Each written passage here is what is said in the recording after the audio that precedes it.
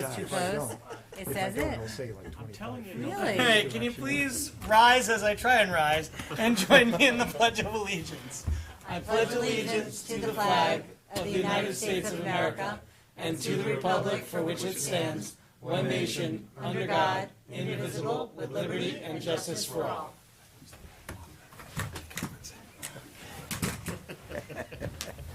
All right, thank you and good evening. It is Tuesday, March 10th, a little after 7:30. I apologize, we're a little late coming out of executive session. It took me a while to hobble in and hobble out, so I apologize for that. It was a rough session. It was a rough session. They beat me so much I needed crutches. We just came from executive session. We discussed considering a waiver of potential conflict for legal services. All right, we're going to jump right into our resolutions because I know a lot of you are here for those. So we'll try and get through these quickly. So resolution number 1, considering an exemption extension of Chapter 158, Section 2.1 of the Village Code regarding a seasonal leaf blower ban for the Blind Brook Club. Whereas on April 11th, 2023, the Board of Trustees approved a local law establishing a seasonal gas-powered leaf blower ban. And whereas under the Village Code, properties of 5 acres or more can apply for a full or partial extension or exemption of that law. And whereas an application has been distributed to all the properties in the village that would be eligible and also on our website. And whereas on December 12th, 2023 and January 28th, 2025, the Board of Trustees approved a request for an exemption of the Village Code for the Blind Brook Golf Club. And whereas a 1-year exemption was granted by the Board of Trustees that expired on October 1st, 2025, and whereas on February 12th, 2026, representatives of the golf club submitted an application for an exemption from the requirements of the law establishing and requiring a seasonal ban on gas-powered leaf blowers. Now therefore be resolved that after consideration of the intent of the local law as well as considerations raised in the application from representatives of the Blind Brook Club, the Board of Trustees hereby either denies, approves, or approves with conditions the request for an exemption of the Village Code, and be it further resolved that if it is approved, they can list any conditions that would come with that consideration. Thank you, Chris. As with these, typically we're going to wait on a motion and second until we understand what we're doing. I know we have representatives from Blind Brook Club, if you'd like to come up. I'm in.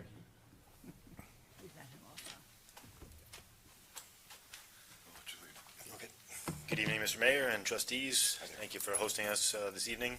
This is our third time here coming in for an application for a leaf blower exemption.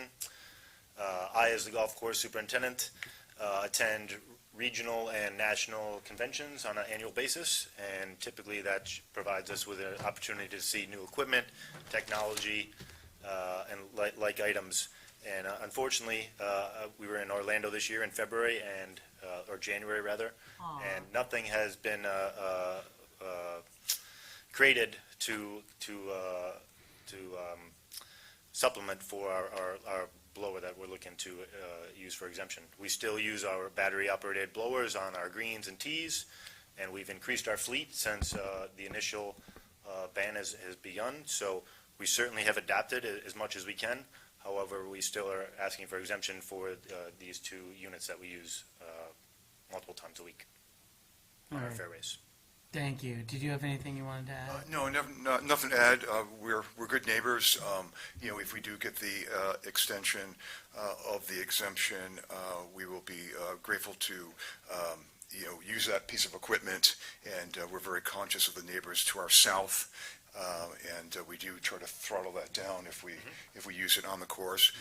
And again, speaking for the board of directors, we want to be good neighbors. Thank you, and we appreciate that. And I would say that in the past, when the legislation first was passed, we were giving a lot of 2-year exemptions because we knew it was new. This year, we really have just been doing the 1-year exemptions. And it's nothing personal against anyone. We're hopeful that there's going to be. I know there've been some efforts to try and create county-wide legislation. There've been other efforts just to see what's sticking in other communities. I'd say we're probably. I don't think I'm going to be talking out of school here. but I think we'll probably be looking at this legislation fairly hard in the summer to see, what can be done either to, what direction we want to go, because it's almost like we're in limbo here with you having to come back, and this goes for everyone here, having to come back year after year. And so, we'll be looking at this legislation again and seeing again what other municipalities are doing and what the efforts are regionally and within Westchester. Personally, on a personal note, I understand the limitations of the electric equipment. We understand with these larger properties, especially that this is something that's a little bit harder to get done. That's why we created the legislation this way, to allow for these exemptions. I'd personally would be in favor of a 1-year extension with the same conditions of what was on there. It's good to hear that you're expanding the fleet. But again, I would open this up to any questions or comments from the board. I was just going to say, from my perspective, and it's purely a personal perspective, I'm still trying to figure out how could we maximize the pressure on the manufacturers of the equipment to come up with more efficient equipment. Because I've got to believe that it can be done. It's just a question of whether they have the will to do it. And I don't know what the best way is to pressure them. Because obviously, you can put on a little bit of pressure, but I don't know what will make them respond in a way that we think is environmentally productive. Other questions or comments from the board? Have you found different types of equipment are responding better or worse? I would like to know that, brands. I would say our backpack blowers, we've actually had to turn back into the manufacturer because they kept breaking on us. Luckily, they were under warranty.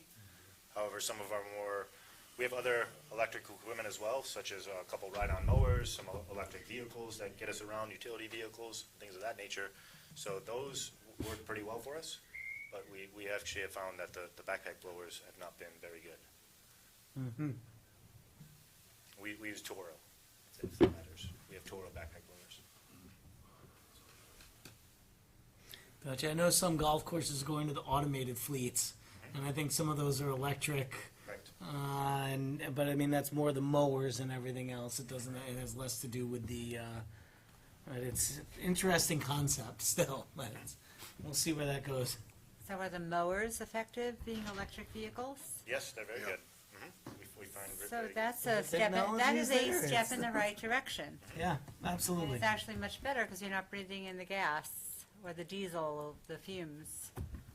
We try, on our south side of the property next to the residential homes, we try and utilize as much electric equipment as possible on a regular basis, whether it's hand mowing or what we have available to us.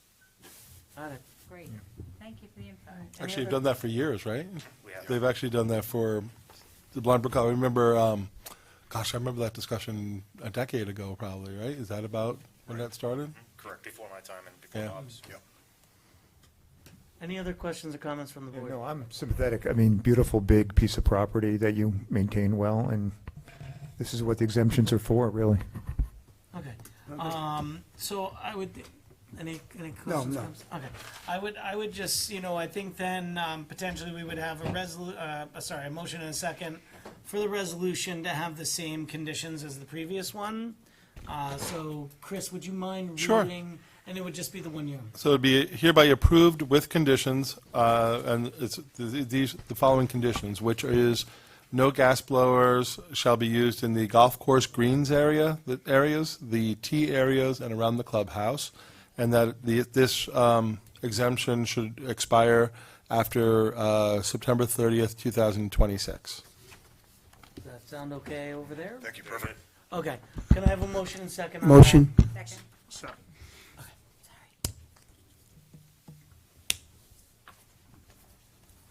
Trustee Epstein? Yes. Trustee Heiser? yes. Trustee Morlino? Yes. Trustee Crom? Yes. Mayor Klein? Yes. Thank you. Thanks so much. We appreciate it. Thank you so much. Good luck with everything. Yeah, thank you for coming out tonight.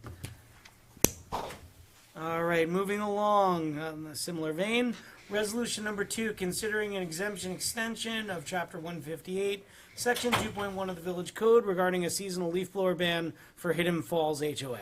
In the interest of time, I'm going to skip down to a later whereas clause because it's exactly the same. Amazing. Up to where it says, whereas a 2-year exemption was granted by the Board of Trustees and that expired on October 1st, 2025.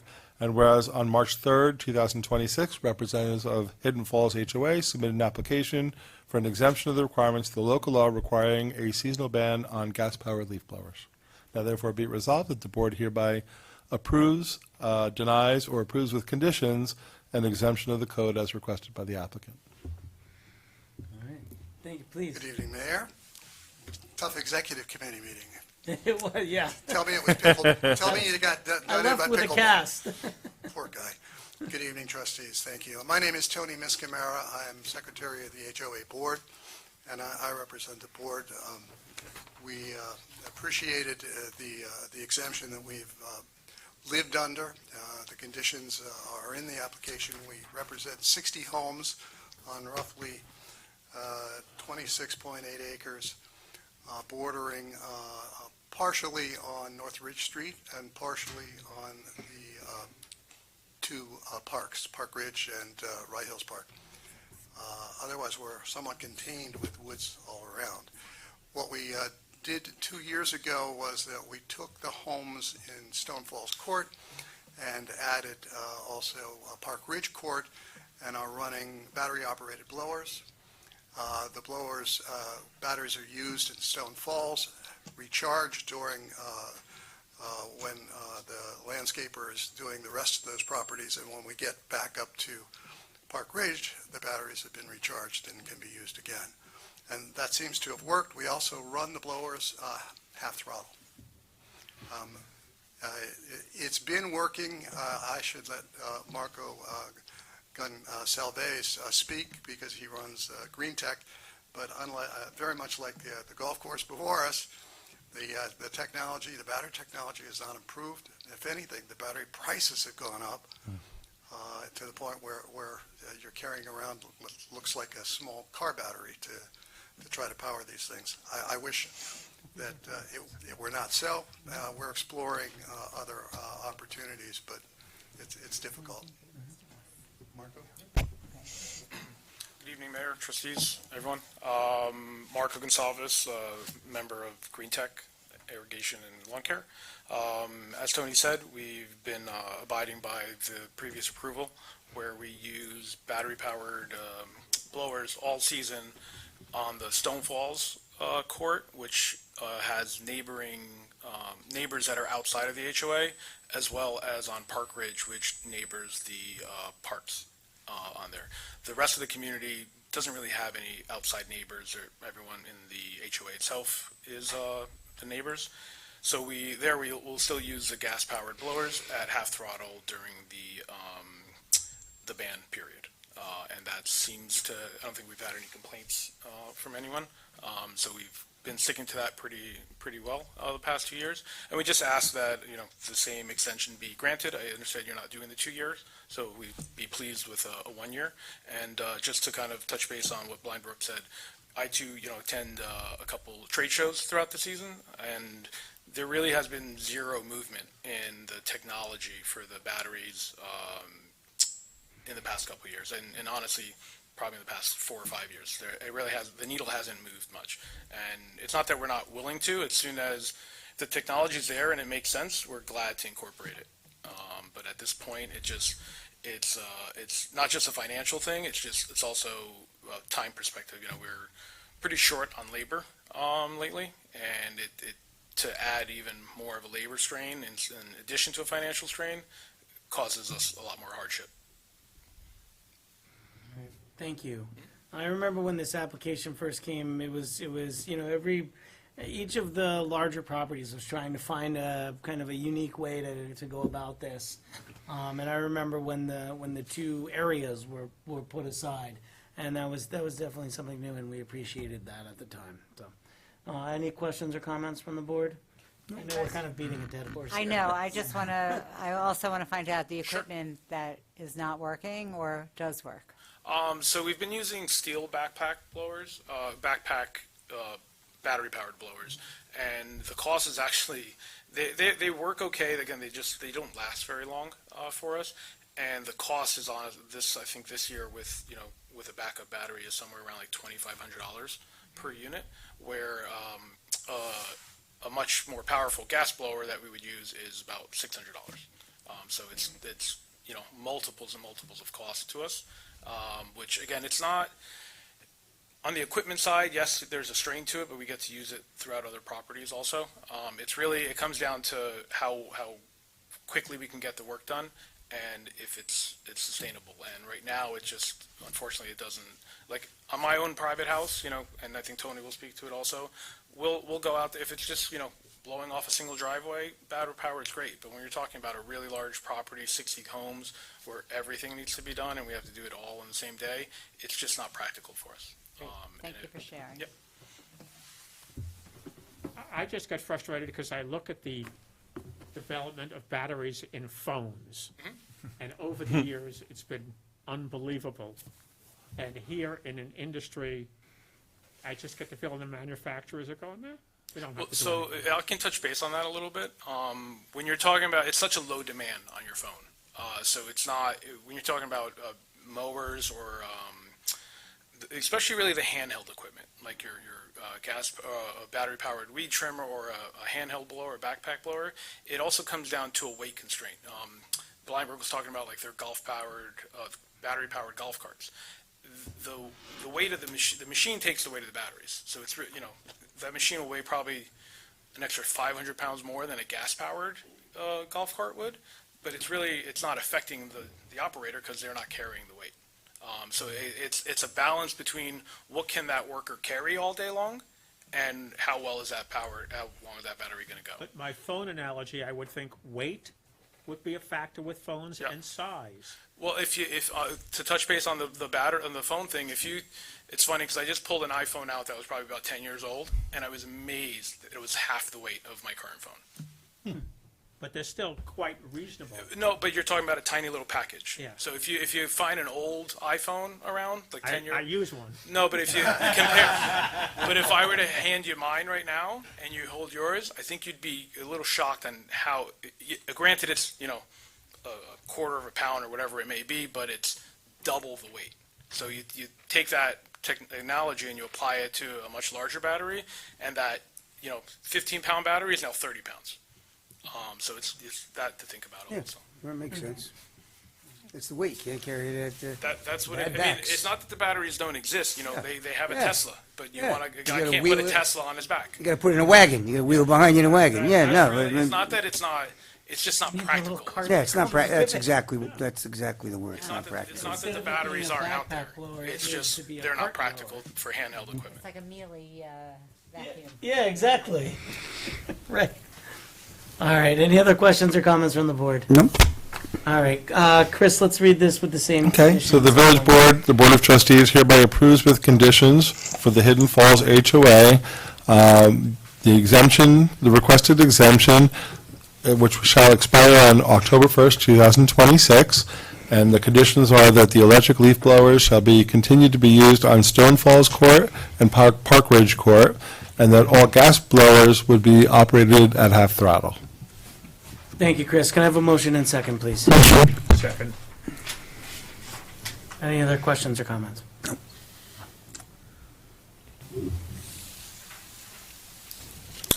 Trustee Epstein? Yes. Trustee Heiser? Yes. Trustee Crom? Yes. Trustee Moreno? Yes. And Mayor Klein? Yes, thank you. Thank you for coming out everyone. tonight. Real fast. Thank you. Thank you. All right, resolution number 3, considering a request of an extension exemption of Chapter 158, Section 2.1 of the Village Code regarding seasonal leaf blower ban for Kingfield HOA. Okay, again, I'm going to skip down to the And action you can items. tell, it's probably a good night to come out when I want to just move things through really quickly, because I'm uncomfortable. Whereas a one-year exemption was granted for Kingfield that expired on October 1st, 2025, and whereas on January 19th, 2026, representatives of the Kingfield HOA submitted an application for an exemption of the requirements of the law requiring a seasonal ban on gas-powered leaf blowers, and that be it further resolved that the Board of Trustees either approves, denies, or approves with conditions the request for the exemption. Thank you, Chris. Again, we'll hold off on the motion second. Good Please. evening, Mayor, Board. Daniel Dubois, Managing Agent for Kingfield Owners Association. I don't want to repeat what those guys said, but we're all in the same boat here, working here. Bulfamante is implemented, using supplemental equipment, all the small areas where we can switch to electric. It's the larger swatches of areas. We have 31.5 acres. We have 110 units, a lot of property to cover, a lot of yard to cover, and it's just not sufficient with the electric, and we're seeing that. Again, not to repeat what they said, we've tried, he's tried, we've come up with different plans, we looked into different solutions, and we're working towards, making a better solution for that. Right now, we don't have that solution, so that's why we're requesting this, extension for the leaf blow application. And, again, all the other equipment we're trying to use in smaller areas, which has a little better lifespan on using that, but our larger areas, we still need those leaf blowers to keep all our residents happy out there on our large piece of property. Anything to add? I would just add, so the conditions that were in effect in the last resolution was that the electric blowers should be used on staircases, walkways, patios, and decks, and the gas blowers would be operated at half throttle. Correct. So that you guys are Yeah, that's what requesting the yes, same. correct, yeah. All right, questions or comments from the board? I won't ask the same question. Go ahead. Equipment, what are you using and what is effective? The company we use is Greenworks. Hasn't changed much in the past few years. A battery lasts 20 minutes, half hour. So, when you have that many homes that you got to go through, it's consuming the battery very quickly. I got it. Interesting, it's But three I'm just different- thinking, yeah. Survey. Yeah, wondering whether, and really, Greenworks, Steel, and Toro. yeah, part of us is also wondering whether certain people and certain landscapers are having more are getting better Success, results. yeah. More Yeah, it seems success like with Toro is a bad thing, so you Yeah. picked one of the companies that works. Well, they all have their... It's probably one battery manufacturer, that makes the same battery for the whole company. Okay. Yeah, I think that's a good idea. Yeah. I still think you need an extension cord, a long one. Yeah, please. I'm in favor of this resolution, but there's how many homes? 100 homes? 110 homes. 110. Yeah. If you were doing other neighborhoods that are not covered by this, HOA exemption, you're doing a big neighborhood, I don't have to name the neighborhoods in Rybrook, Yeah. but don't you get a lot of clients down the road from word of mouth? Like, how is it different? One of the things that we get pushback on is, hey, board, you're giving exemptions, the landscapers come in with reasonable stories and you're giving exemptions. I have a landscaper, all my neighbors have the same landscaper, he's coming to my house, I don't get an exemption. Is that working, or is that also not really working? I don't think you're going to find a landscaper that does 110 homes in one day. So can you where do you recharge it while you're going from Bring house to up house? batteries with us, and if not, we'll charge them, first. So you have a chance to get back to the depot on the way from point A to point On the B? job itself, we'll charge. Okay, so plug it into house A and then take it to house Yeah, B? right, exactly. Okay. Theoretically, you could do that, but you're trying to do too many quickly. Yeah. Well, yeah, the houses are all together, they're all attached, so it's not, you stop, load the machines, go to another house, or, But, because I live in a community, I think you know where I live, where a third of the community has the exemption in a sense, and two-thirds don't. Right. And how do I look my neighbors in the eye that have, I shouldn't be asking you this, but it's a technical question, though.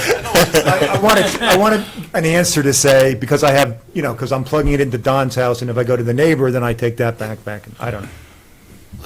It's being done because, like you said, we do the community, but we also do your residents, right? So it's different because we'll do your house, and you're not confined in one area. Everything is attached all day long, even where Okay. you live.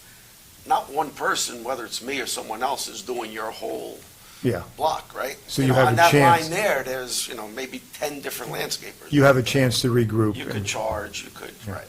And when I'm just doing your house, I'm there for 5 minutes, let's say, right, with a Right. blower cleaning. Right. When you're doing 100 houses all together, you have that blower running for an hour, 2 hours, 3 hours, because you're just walking, house to house. So you would need like 50 blowers or, 50 batteries. 50 different guys with, one blower, so, it's different. I mean, it helps to have the exemption because, on the bigger properties, you're there all day, so you really don't have that downtime with a blower, because once you start sweeping, you're gonna be there for, 2 hours, 3 hours. and it seems like it's a matter of economics. If you don't get the exemption, you have to use more labor, buy more equipment, take longer, et cetera. Yeah.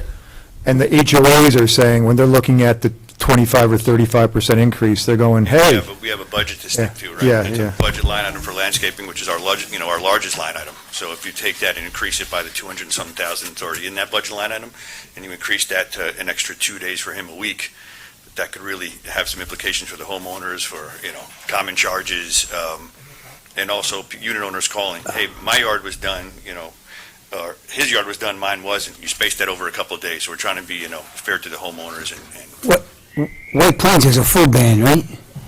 And Rye does, so how are you handling those projects? I don't work in White Plains. That's how we're handling that one, but, How are these guys doing it? communities, there's They White just- Plains, it's gonna get to the point that the homeowners are gonna have Have to to pay. accept. Yeah, accept No, it. they're gonna have to accept that you're not gonna get the same job done because you don't have the Equipment. same type of equipment. So, as a homeowner, they're voting for it, they're agreeing with it, but now you have to accept What what we you- could do. yeah. It's not Consequences, much. huh? Yeah, right. Well, gas is now increasing in price, so it's going Yeah, to but affect the bottom line Yeah, also. those things The other guy still, said before, that, a gas-powered backpack blower is 600, where a battery is 2,500. So it still pays for the gas, I hear I mean, you. it's a lot. It's a lot different. Okay. Thank you for all right, sharing. and I really appreciate the question being asked. I mean, both of these questions, it's good to know, what kind of equipment, and certainly, knowing the difference. I mean, it kind of justifies the exemption a little bit and why we created it this way. And so I think part of the reason we're also asking these questions is because I think we are going to need to take a look at this over the summer and figure out what direction we're going. We need county legislation or state legislation. Yeah, or because some then it really broader starts to area. push, right, there really needs to be more pressure put on the manufacturers. Exactly, that's what I and was to saying in the create beginning. affordable, useful product. If all the end users say, sorry, I can't buy your machines because I can't use them in Westchester County, or I can't use them in New York State, the manufacturers will quickly figure out some way Yeah. to get efficient batteries. Yeah, but, this is a law that's mostly in New York or California. Yeah, These- exactly. These manufacturers are selling worldwide. So I understand. How much are they gonna invest in something for, 5% of their sales? How much are they gonna put into, bettering the batteries or getting better, equipment? But they If it were don't- 5% of their sales, they would do it, for sure. Who knows? But it's gonna take some kind of pressure like Oh, yeah, that. definitely. It has to be something either government-wise or, Yes. the way they do it, everything else, right? It can't just be the pressure from the village of Rybrook. We 10,000 residents, I don't think change the so. economy that way. Small but mighty, that's what we always say, Small right? but mighty. All right, well, we appreciate it. Do we have, Chris, do you mind? Sure, yeah, the village board hereby approves a conditional waiver exemption for the properties in the Kingfield HOA through October 1st, 2026, with the following conditions. One, that electric blowers shall be used on staircases, walkways, patios, and decks. And two, that the gas blowers shall be operated at half throttle. Thank you very much. All right, What's supposed can to I have a vote? motion in a second, please? Second. Any other questions or comments? Trustee Epstein? Yes. Trustee Heiser? Yes. Trustee Crom? Yes. Trustee Moreno? Yes. And Mayor Klein? Yes, thank you for coming out tonight. Thanks, have a good night. Thank you. All Right, right, thank you. resolution number 4, considering requests of an extension exemption of Chapter 158, Section 2.1 of the Village Code regarding a seasonal leaf blower ban for Bulfamante Landscaping, Lincoln Ave. And for public record, that's our compost site. Yes. That's village property. Good evening. Good evening. Chris, do you need to read anything? Sure, yeah, let's just go to, Straight to the, right to the resolution here. Okay, again, that a 2-year exemption was granted by the Board of Trustees, and that expired on October 1st, 2025. And on January 9th, an application was made by Bulfamante Landscaping for further exemption of the village code requiring a seasonal ban on gas-powered leaf blowers. And then the board has the opportunity to approve, disapprove, or approve with conditions the particular request. thank you. Please. Evening. So we're running the compost facility on village property. Our blowers are only used to sweep off our large grinding and processing equipment for safety purposes, for fire prevention. We're not out there sweeping lawns or walkways or patios. It's within a estimated 5-acre site, about 1,000 to 1,500 linear feet away from the nearest neighbor. Multiple planes flying overhead that are much noisier than our leaf blowers. And like I said, it's strictly for keeping debris off of our very large powered equipment that we use for grinding and processing. Are you still using the electric outside the fence? Yes, we are. This is strictly within the fence line, the hedge line in. And that was the condition in the last resolution, that any properties outside the fence would be, you would use the electric leaf blowers. Yes, we're using battery. Battery. So yes, we use battery and we sweep the roads with a diesel-powered tractor with a hydraulic broom. So we're not out there with gas blowers. Because it's, right, yeah. So everybody seeking the obvious, but that's all, it's a very impressive site that Mr. Bulfamante operates up on our property. It's really is incredible. It's a lot to manage, and but it's state permitted. It's fully state permitted. Has a lot of regulations that are following. He's got to follow as part of that. Yes. And it is really a compost site. This isn't a grass area inside or a parking lot. This is a kind of unusual lot in that regard. And no neighbors. But no neighbors. No yeah. neighbors. I think those and- planes They're are very great high. setbacks. And for The anyone, watchdogs up in the air. Yeah. for anyone listening at home, if you weren't aware, there is compost put outside of the gates there. Yes, there that is. any resident of Rybrook is welcome to come by and pick up and use in their gardens. Bring a shovel. And I can say personally, not as much anymore because my kids are getting older, but I've used those parking spots quite a bit in my life because my kids would love to just park there and watch the planes because it's just fun. Although And we have a just viewer cross out the there. street and go up on the embankment there by the fence. We have, Mr. So that- Bulfamante put up the Yeah, viewfinder the too. viewfinder. So it's, but we would go up by the fence because you could see a little bit farther and watch the planes come in. I It's a agree lot with of you. fun. And the compost that gets operated there goes as far, goes down to New York City and a lot of parks in New York and Mostly, everywhere. yes. So, yeah, so it's all over there, all over the region. I would be willing to do this for 2 years because there's no neighbors there. I think we still have to do the 1 year just because of everything else that we've done. I wouldn't want to, There's no residents. yeah, it's a different use. It's a different use, but I think we should be consistent with 1 year, and as you pointed out, in a few months, we need to think about a larger picture. Yeah, I agree. What does everyone else think? Yeah, I agree with the last thing. One, and then really rethink this in the summer so that we're not doing this every. meeting. Okay, okay. All right, so Chris, can you read it as Okay, so the a, Board of Trustees Same approves conditions the and 1 request year. for the exemption with the following conditions through October 1st, 2026. And those conditions are that during the ban, the periods of the ban, no gas blowers shall be used outside the gate when battery-powered leaf blowers should be used at those locations. thank you, Chris. Can I have a motion second, please? So moved. Second. All right. Any other questions or comments from the board? Trustee Epstein? Yes. Trustee Heiser? Yes. Trustee Crom? Yes. Trustee Moreno?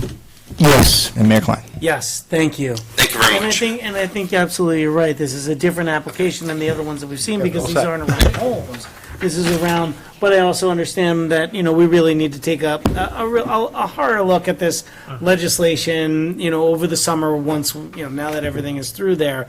I think this was probably all the properties, considering we're coming right into it. I mean, there's only a few meetings left, 2 meetings left before this goes into effect.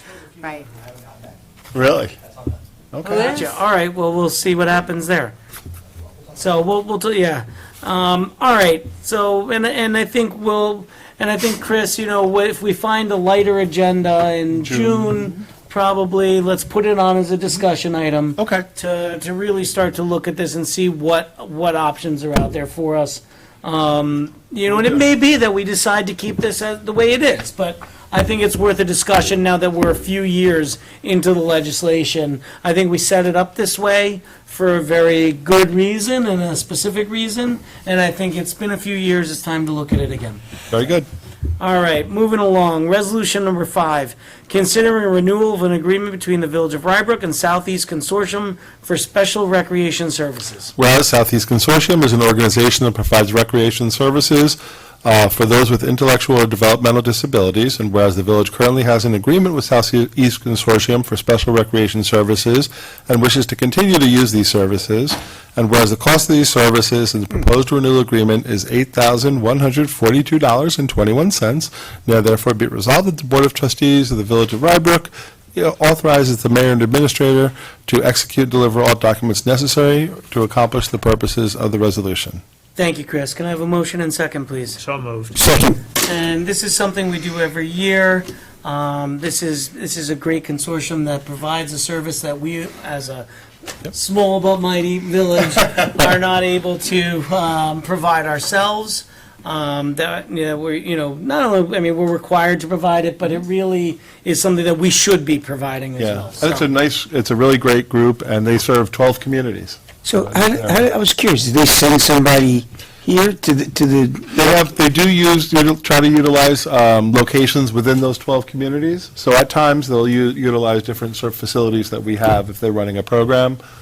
Not too many run in Rybrook, but we all agree kind of just to help them They with segregate locations. with the other group, or is different, they go to different The locations? municipal consortium is set up with a municipal body that oversees and works with it to try to make sure the services are performed that way. Are there Mr. Berlacci serves as part of that group to make sure that representing our community. Our community, do the kids get to go with the kids that are here, or they go to different programs, or is No, it? they create the programs and offer the programs for the participants.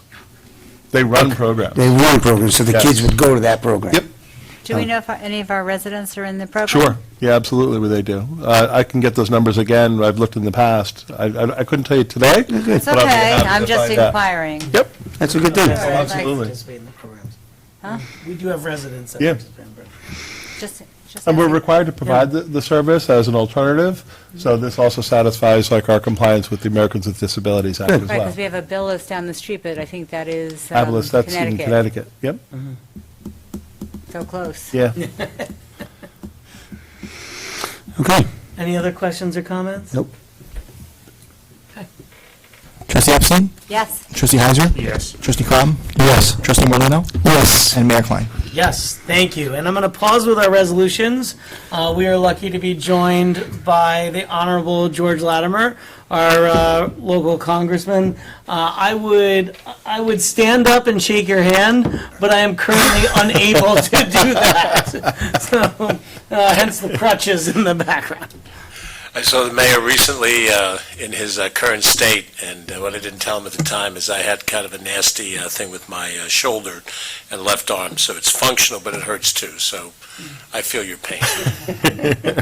But anyway, I'll try to give a brief update. I have been doing this for a number of years with a number of different hats on. I've visited as your assemblyman, as your state senator, as your county executive, so I figure this probably completes the, all of the different levels of government that you have to deal with, but I appreciate the opportunity. Both the mayor and the village manager have given me the opportunity to.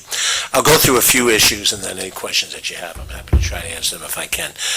There are a lot of issues at hand right now in the federal government, and under normal circumstances, you wouldn't have this much Sturm und Drang, but as you see by turning on your TV every night, we're at war with Iran. We have an issue with ICE on the streets of many of our communities. We still are looking at a partial shutdown of the government with the DHS budget, and there's a host of other different funding issues that are at hand. So I'll go through a few of these as quickly as I can. First of all, here talking with the municipal government, the war that's underway in Iran for 10, 11, 12 days is better discussed in a different format, but in terms of the impacts as that affects to a local government, we're looking at the spike that is at hand with oil prices, and we're looking at the difficulties that we're going to have in purchasing goods and services that come from overseas. The critical body of water that Bahrain and the UAE and the Saudi Arabia accesses is right across from Iran, goes through the Straits of Hormuz, and to the extent that shipping in that corridor is going to be non-existent or very limited, I don't know that I would be a captain of a vessel that would go up there knowing that there were bombs and things flying. So I think we're going to expect to see, you'd have to see from a budgeted standpoint, the kinds of things that you obtain that might be coming from overseas, that those numbers are going to spike and may stay that way for a while. We don't know.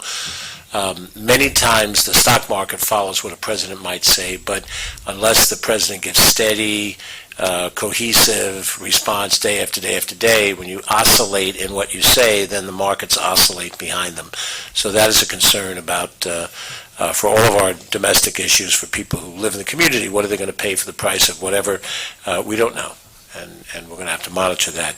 And that economic impact is not necessarily the most important impact. Our young men and women who are fighting overseas and are risking deaths is certainly higher up on the list, and where we are geopolitically with allies elsewhere around the globe is of great importance. But for our immediate talking to a local government scenario, we look at what the impacts may be on your bottom line with what will happen in the shipping lanes. As you know, the geography, ships that are not necessarily coming out of that area are going to avoid that area. And if they avoid that area, if they avoid going up the Red Sea into the Suez Canal, then they have to go around the Horn of Africa, and that extends cost and time for shipping. And that is a factor to consider as you run the village and as you have organizations inside the village. A similar issue is the circumstances that we are with tariffs right now.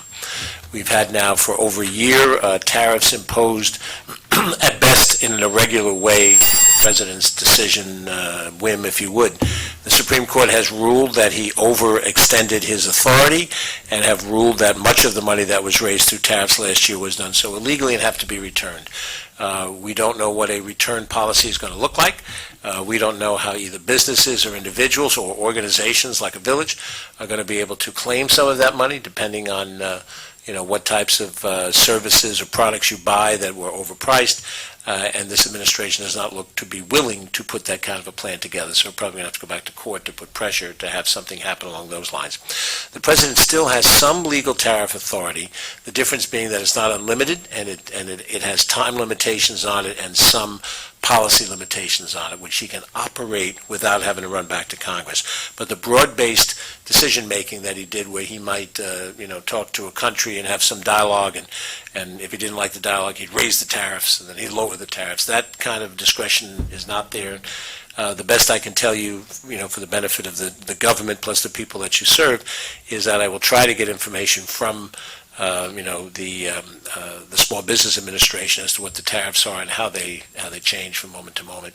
And if we want to have that as a side conversation, we'll put something in motion along those lines. But the war and the tariffs are creating a great volatility in the economy, and we don't quite know how that's going to work out over time. And we hope that it won't be a long-term problem, but I think it very well may. On the funding issues, we have a number of different applications that we have to put in during the course of this month, and I just wanted to acknowledge that the village has submitted an application to us for Avon Circle at Portchester School District, the flood mitigation project that you have. The ask was for $6.6 million. Sorry about that. The ask was for $6.6 million. We know that we don't have at that large a number that we can access, but we're trying to figure out what we think the maximum is. And we also know that you need a significant amount of money to tackle the project at all. Giving you, $200,000 toward that wouldn't really mean anything. So we'll see how that operates in the days to come. And we've had a very irregular situation dealing with the administration on the funding streams. We had, my predecessor had a number of different projects that were budgeted for and they were passed, and then they were changed in the rescission package that was done earlier this year. So we had to resubmit all of those projects. Now they're part of the budget, but we don't know whether or not, the president might hold up money as he did with the Gateway Tunnel project. There's a certain ambiguity here. But I'll keep you posted as to this particular project and whether we think we can get enough money from the program to make it worth your while. I assume you're looking for money from other sources, but all the other sources are in the same kind of situation. The county is being hit by the cuts at the federal level. The state's being hit by cuts at the federal level. We do get about $3 million already is approved from the county towards the project, so that's good. I'm trying to piece together the other side, the other pieces. While I'm suffering at college, I'm glad to see my high school is doing a good job back home. But anyway, we'll try to keep you posted on that issue. There is still a partial shutdown of the government, but it only affects the Department of Homeland Security because we have been arguing over the ICE budget. Many of us want major changes to the way ICE operates. In fact, what we really want is we want ICE agents to mirror law enforcement training and procedures that you have in your municipality, that all municipalities have, including the county government, a training period that allows for training in a host of areas, including particularly use of lethal force and de-escalation of situations. We want them to be unmasked. We want them to have a badge and a name and identify themselves, because under the current functioning, anybody can mask up, grab somebody, yell ICE, and then kidnap somebody, and this is no way to run a law enforcement operation. So we've held up the DHS budget along those lines. Every other part of the federal government is operating now because we passed budgets in those areas. What DHS also funds, however, in addition to Homeland Security that's being frozen, at the airport, TSA agents, the Coast Guard, and importantly, FEMA. So we don't know what we expect to see happen as we go into the summer season and then into the hurricane season. We know that we certainly are looking 4, 5, 6 months down the line. We hope that there can be a negotiated agreement on the budget for DHS, and they've just made a change at the top of the pyramid. Christy Nome is no longer the secretary, but we'll see if we can get a better arrangement there. But that particular shutdown continues, and if there are any other impacts that I may not be aware of that affects the village beyond the potential problem of FEMA, then let me know, and we'll express that in our corridor when we go down to Washington. The ACA Affordable Care Act tax credits that were eliminated in the big, beautiful, ugly bill that was passed in the middle of the summer last year ended those tax credits as of January, and those people who were benefiting from the Affordable Care Act, Obamacare in the street parlance, now saw that their rates to access health care went from a certain number to a much higher number. The House has passed a resolution to extend those credits throughout this year and the next couple of years. The Senate has not yet acted on that. That may affect members of your workforce. It may affect people who live in the community and therefore make it tougher for them to afford some of the things that they have to afford. If the Senate acts similarly to the way the House did, or gives us an alternate version that we pass, then those may be reinstituted. But right now they represent a significant problem with health care delivery. And the big, beautiful budget also makes huge cuts to Medicaid that kick in 2027. After next year, or into next year. And so we haven't had a public debate about that, but that's coming because those kind of cuts can affect nursing homes and hospitals as well as individuals. There are people who are poor and need health care. It is Medicaid that pays those bills. If they don't have Medicaid or they have a big loss of what Medicaid can provide for them, then they either don't get the health care they need or they only get partial treatment of it. And those nursing homes and hospitals that serve those patients can't serve them because they're not getting reimbursement sufficient for their responsibility. So this is also another headache that will affect us. And I think at that point, I'm going to stop, take any questions that you have. It is always interesting when I get on the Amtrak train every week and go down. Very different job than the last one I had when I stood here. But I appreciate the dialogue that we have, and whatever questions we have tonight, we have. But going forward, if there's any issues that come up that I need to sit and meet with you together or in any other context, I'm happy to do it. And my district office in White Plains has a group of people, I'm sure you know most of them, Alan Hendricks and Rob Hock and the rest, and they're willing to be helpful in any way you want. So I appreciate your time and courtesy, Mr. Mayor. I'll defer to any questions that you and your colleagues have. First off, I just want to say thank you for coming here. You know, it's always nice when our representatives, and you have been a true friend to Rybrook for a very long time. As you said, as our assemblyman, as our state senator, and now as our county I think after I die, my ghost is going to come back and give you an update on the afterlife. Well, I was going to say, if you end up going on to Senate or becoming president, then we expect you here as well. So. Okay, if I do, I will. But I think, you know, from a Rybrook perspective, you know, I would just touch on a few items that you spoke of. And that, you know, certainly we see what's happening more around the country, less here with ICE itself. We're very lucky to have a true community police force, and that's important to us as a village to have this accountability and really just, you know, the Rybrook police go around in the village of Rybrook. Everyone recognizes them. People stop them and talk to them. This is a true community police force, and we really like that feel in Rybrook. I think in regards to funding, probably our biggest concern with the new administration was the NRCS funding. We did, you know, as far as I know, everything is still there and on board. This was very important to Rybrook since we already own the homes, and we're in the process of designing and starting the demolition of the homes to revert them to floodplain. You know, certainly, I didn't really think about it until you started talking about the Medicare issue, and I mean, we're seeing, as with a lot of other communities in this area, we're seeing a lot of development into more retirement and independent and assisted living communities. And we, in Rybrook, have a 10% requirement of affordable units. So as we start to see that come into play, as these get built out, it's going to be interesting to see what happens there if the funding isn't there to be able to put people into those units, and that is extremely concerning. And the last thing I would just say is you may not remember, I'm sure you do remember this, but Rybrook actually has a small tie to Iran. If I remember correctly, yeah. Because the dam that's up on Bowman was hacked years ago by Iran. So not that this justifies anything that's going on, but it's just a small tie that we have to Iran. I always wondered how they found. I always wondered how they found that particular dam. Yeah. Oh, I know. I know.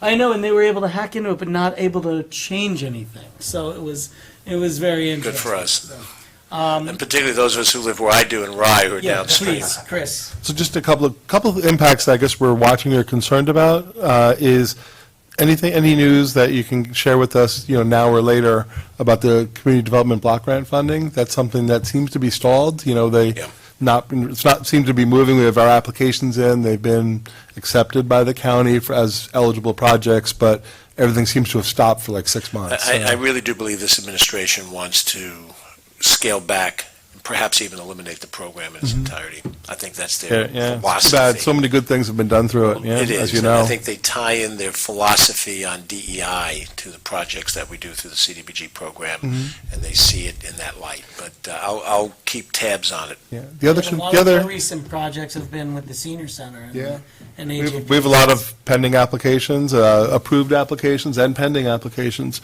The other thing that we're hearing about, but I haven't seen anything personally on it, is that I'm hearing any kind of funding that you're accepting, federal funding you're accepting, is going to have those strings about cooperation and with, so I don't know if you're hearing that or seeing any of that, but. We're hearing it. I wouldn't necessarily see it. I I wouldn't necessarily see it, but I have heard that, the administration intends to eliminate, and they interpret DEI, I think, differently than the way it's actually in effect. They treat it as if it's some type of a quota system that mandates certain things, when in fact it's a means of outreach to try to reach people who've been otherwise underserved and raise opportunity rather than to grant certain things. But they define it a certain way, and then they have put into contracts certain requirements that not only deal with DEI, but also deal with access to data that you would have at a village level to help them do their ICE Yeah, implementation. that's what we've heard, and we're concerned about the language that might be in those contracts. Well, and you have well-placed concern, and I would say when we get to the point of seeing a contract on one of these things, then we'll have that dialogue and look at it and determine if these things are deal breakers. This was the premise that was used to freeze the funding of the Gateway Tunnel, the major project that connects New York and New Jersey rail and has been long overdue and long appreciated. They use that as the hook for the reason for the pause. So it could happen down the line, but we'll keep an eye out for it. Thank you. Any other questions, Chris? Any questions or comments from the board? George, I just want to thank you because you have been doing a great job, as you always have throughout your entire career. Thank you, David. And, you know, I wish our Congress were flooded with people like George. Well, you're very kind. It would make this country a better place. I have a unique reality, which is I am the oldest freshman in the house. So the other people who are in my age cohort, I'm not embarrassed to say I'm 72, the people who are in my age cohort all have tremendous seniority. They've all been there 20, 25 years in chair or ranking members of committees.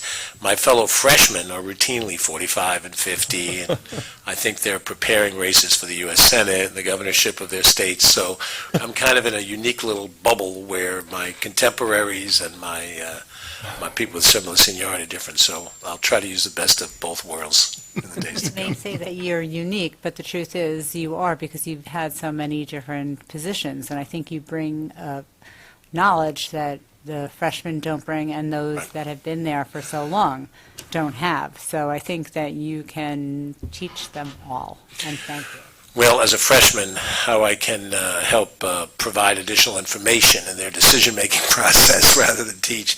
But no, you know, I've sat where you sat as a member, and Chris actually remembers those days when I was in a local government, and unpaid as you are unpaid, and we dealt with a lot of land use issues, and we had major limits to what we could do budgetarily. We're taxing property, which is very subject to frustration on the part of the taxpayers, and so you can't do everything you want to do as you might in some high-level government. And the public is here. The public comes when they want to, right up close and personal. There's nothing like that in the Congress of the United States, or I might add in the state legislature, where people don't come right and look at you when they're upset about something. So I've had that experience, and that does shape the way I view these things, you know, and I have great respect for what you do. I think that's why I come the way I do. And last night I was in Mamaroneck Village and, you know, other communities as I go along, because to me, you're closer to what Jefferson and Madison and Adams intended in the Constitution as government. You're not in government because you get serious money. You're not in government because it's tremendous prestige. If you walk into a supermarket, they're more likely to say, I didn't get my garbage picked up today, and can you pick it up for me, Susan, or can you pick it up for me, David? So I have great respect for what you do. You run a wonderful community. Whenever I'm in the community, it's really terrific, so I'm appreciative that we have the dialogue and the friendship. George, as you know, if it's any comfort, 72 sounds really young. I'll take comfort from that, David. You want to mention tomorrow morning, the press conference? Is there a conference still going? No, actually, we've canceled that. Oh, good. I Okay. forgot I was going to mention that to you today. Chris. No, I won't pick you up.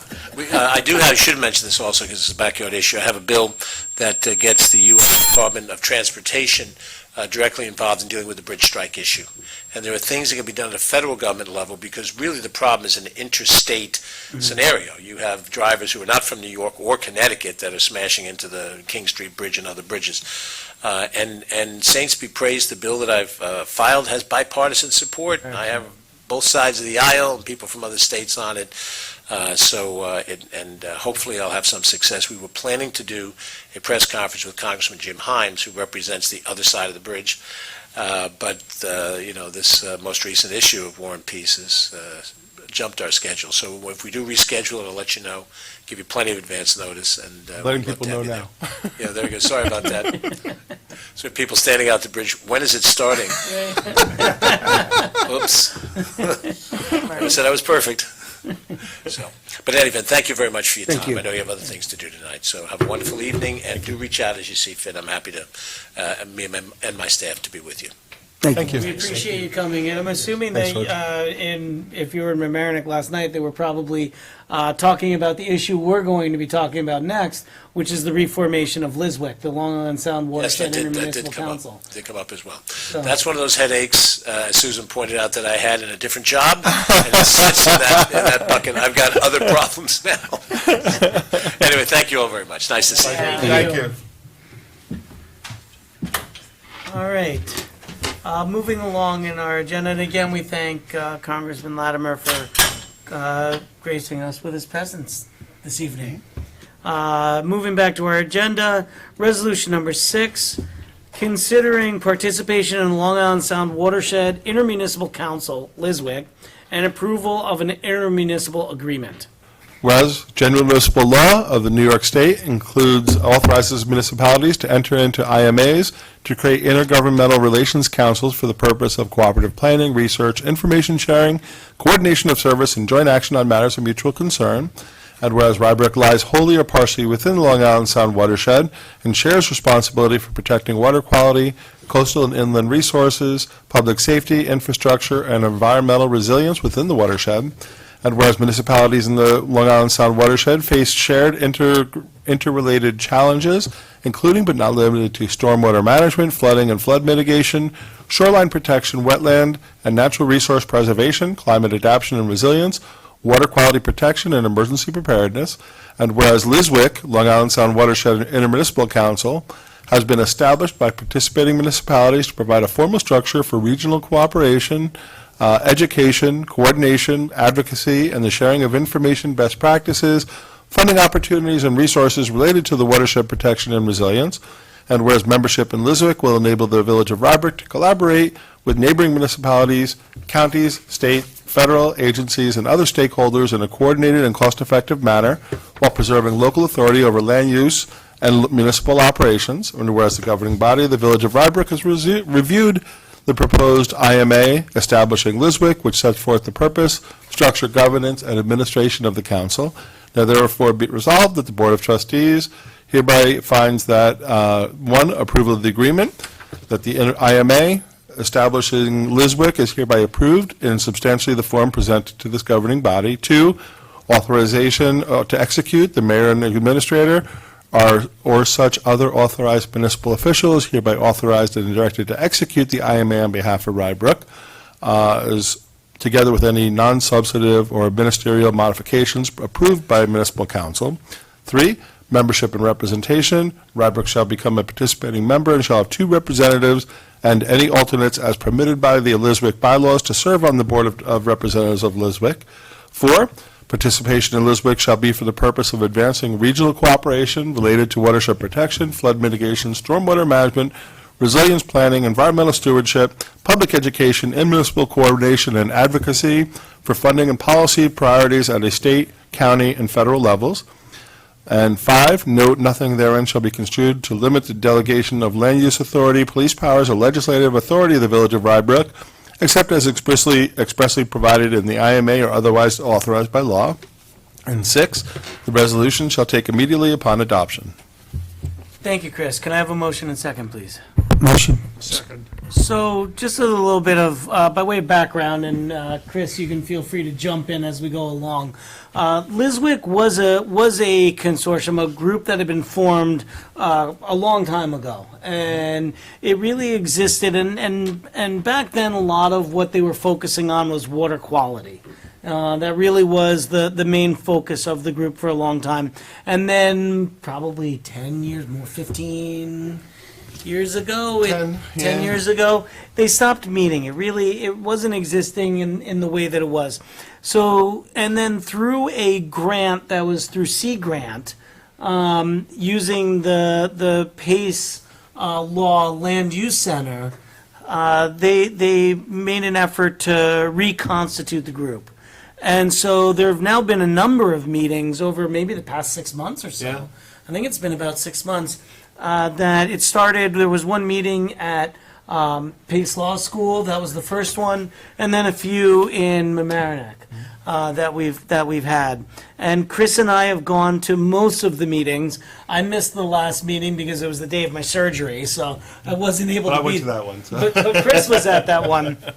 And what's been really great about this is that every municipality that is able to participate has been at these meetings. So there really is interest from all of the parties. And I mean, up and down Long Island Sound, but also up into White Plains and other communities as well. And so there's been great representation by the municipalities as well as by the county that has been there. What do you want to add? Yeah, I just add that there was a time that Liswick was one of probably the strongest watershed council in the region, and in our region, Westchester County, and it was really active, and it was really doing some really good things. It was doing a lot, as the mayor said, on water quality, education, and a lot of other initiatives about cooperative planning between municipalities and talking more about impacts, and that kind of opened the door to more discussions about like stormwater impacts and flooding impacts and other things between them, dropping municipal borders. No requirements. They're not telling us what to do in terms of land use projects. They don't have any authority in that regard, but it's a really good information sharing and thinking about more regional planning of these important issues. What happened, I think, is at one point we started having these really bad flood events, and I think that started taking over a lot of the discussion. And also then there was a lot of discussion about all the sanitary sewer impacts and all the stuff that was going on in Long Island Sound area. So I think that it kind of got diverted, and that group just kind of stopped being as active, and it was a gap there. Not having that group around really was missed. Rybrook was always really active with Liswick. And I think our intent is to be really active in the formation of Liswick. And, we're lucky to have the mayor who's very interested in this subject as well and been very active participating. The formation of this, we really believe, is a really good thing. So bringing the municipalities together, reestablishing what the goals are for Liswick has been a good process. And how that structure can be reinstated and kind of shared among the group was kind of been a long focus of the group over the last 6 months. So the board has received the IMA. It's also received the Liswick bylaws that they'll operate under. In the past, there might be a grants that they've applied for through one of the lead municipalities, kind of like what we've done in other cases. We tried to do countywide stormwater legislation. It actually led to some of the stuff the county ended up doing in the Long Island Sound watershed to try to create the stormwater utility, the legacy program, like where we got the funds for Avon. The creation of that kind of morphed from the things that Liswick was looking at, which was regional planning. Looking at these issues on a wider basis. And the county actually started creating a funding source for some of that. So there's some really good things we try to do. We try to get things like maintenance consistent from community to community. If one community is cleaning all their basins, for instance, every year or every other year, all their basins, and another community is doing every 10 years, that's not necessarily good because it's flowing from sometimes one to the next. So that's the type of things that you talk about in this group and can really be an asset for this whole watershed. Yeah, absolutely. And I mean, in Rybrook, we've looked at these issues before. We've worked with the city of Rye in looking at the Blind Brook corridor and what we can be doing along that. And so bringing these groups together, again, this doesn't really, we're not paying anything into this. No dues. There's no dues. We're not looking at, our limitations of what we're doing within the village. It's really just the municipalities trying to work together in the best interest of the Long Island Sound watershed. And there could be a lot of opportunities to push some of this forward. I will be completely forthcoming, and what Chris was alluding to. I don't know whether they voted on it. Not formally. Not formally, it wasn't voted on, but I was presented in a slate on the executive committee of Liswick, that I'll be the co-vice president and secretary of the organization. So, and I will point out, the mayor did say there's no dues. They have the ability to charge up to $1,000 in some of the agreement, $1,000 a year. But It's not At absolute. right, at this time, and it'll be a question of whether it's deemed that there needs to be Yeah. specifically Liswick That's for the staff. executive board to start to discuss. But if it is, The first thing we in the would- past, it might have been like some staff support, copies, things like that, Right. posters that were created, things like that. Right, and some of the municipalities have already passed this resolution. Others will be having it on their agenda soon, as we do tonight. And then we'd be looking probably into late March. There was a poll sent around to the participating communities.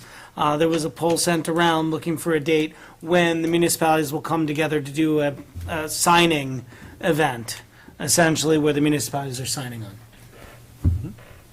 So, happy to answer any questions that anyone may have about this. And I would say that through the process of reforming this group, both Sea Grant and Pace Law have been very instrumental Yes. in this. And we were working off of old bylaws when this first came together, and we restructured them. And Chris gave a lot of comments, and those comments were incorporated a lot of them were incorporated because a lot of the municipalities were giving comments on them because a lot has changed since the bylaws were last written. Well, thank you so much for taking that on, both of you. It's, we know we're in great hands. Thank you. No, I mean, I think when you talk about water quality, stormwater management, all these things are so regional.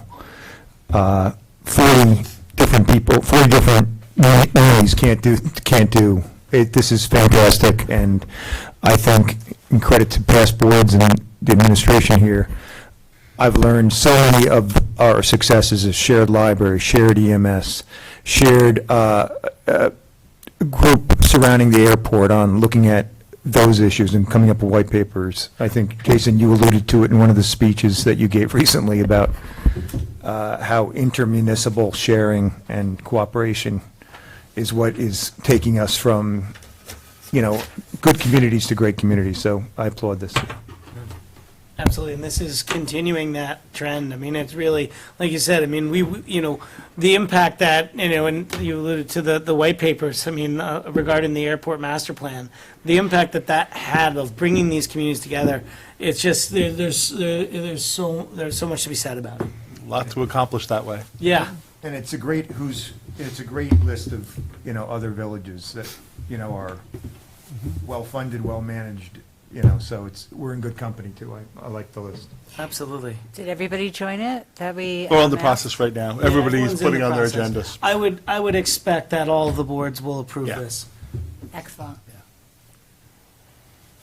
Yeah, a number have already. I was trying to look to see if I had an email. Even a few that have been more quiet in recent years. So which is good too. That's a very nice way to say Yes. it. I think that this is an issue that affects everybody, and therefore, we all will benefit by having this type of, I don't want to say solution, but agreement. Definitely. Also, by having this type of agreement, it could lead to agreements in totally other areas, because we'll have developed working relationships with all these other municipalities. Absolutely. A lot of our working agreements have just been with our sister communities, Portchester, the city of Rye, who we border on, what we're looking to accomplish. This expands that out a little bit. Yes. Yeah, and certainly the consortiums between the Con Ed rate case and the airport master plan. I mean, we see that there's, when the Westchester communities band together, there is tremendous power there.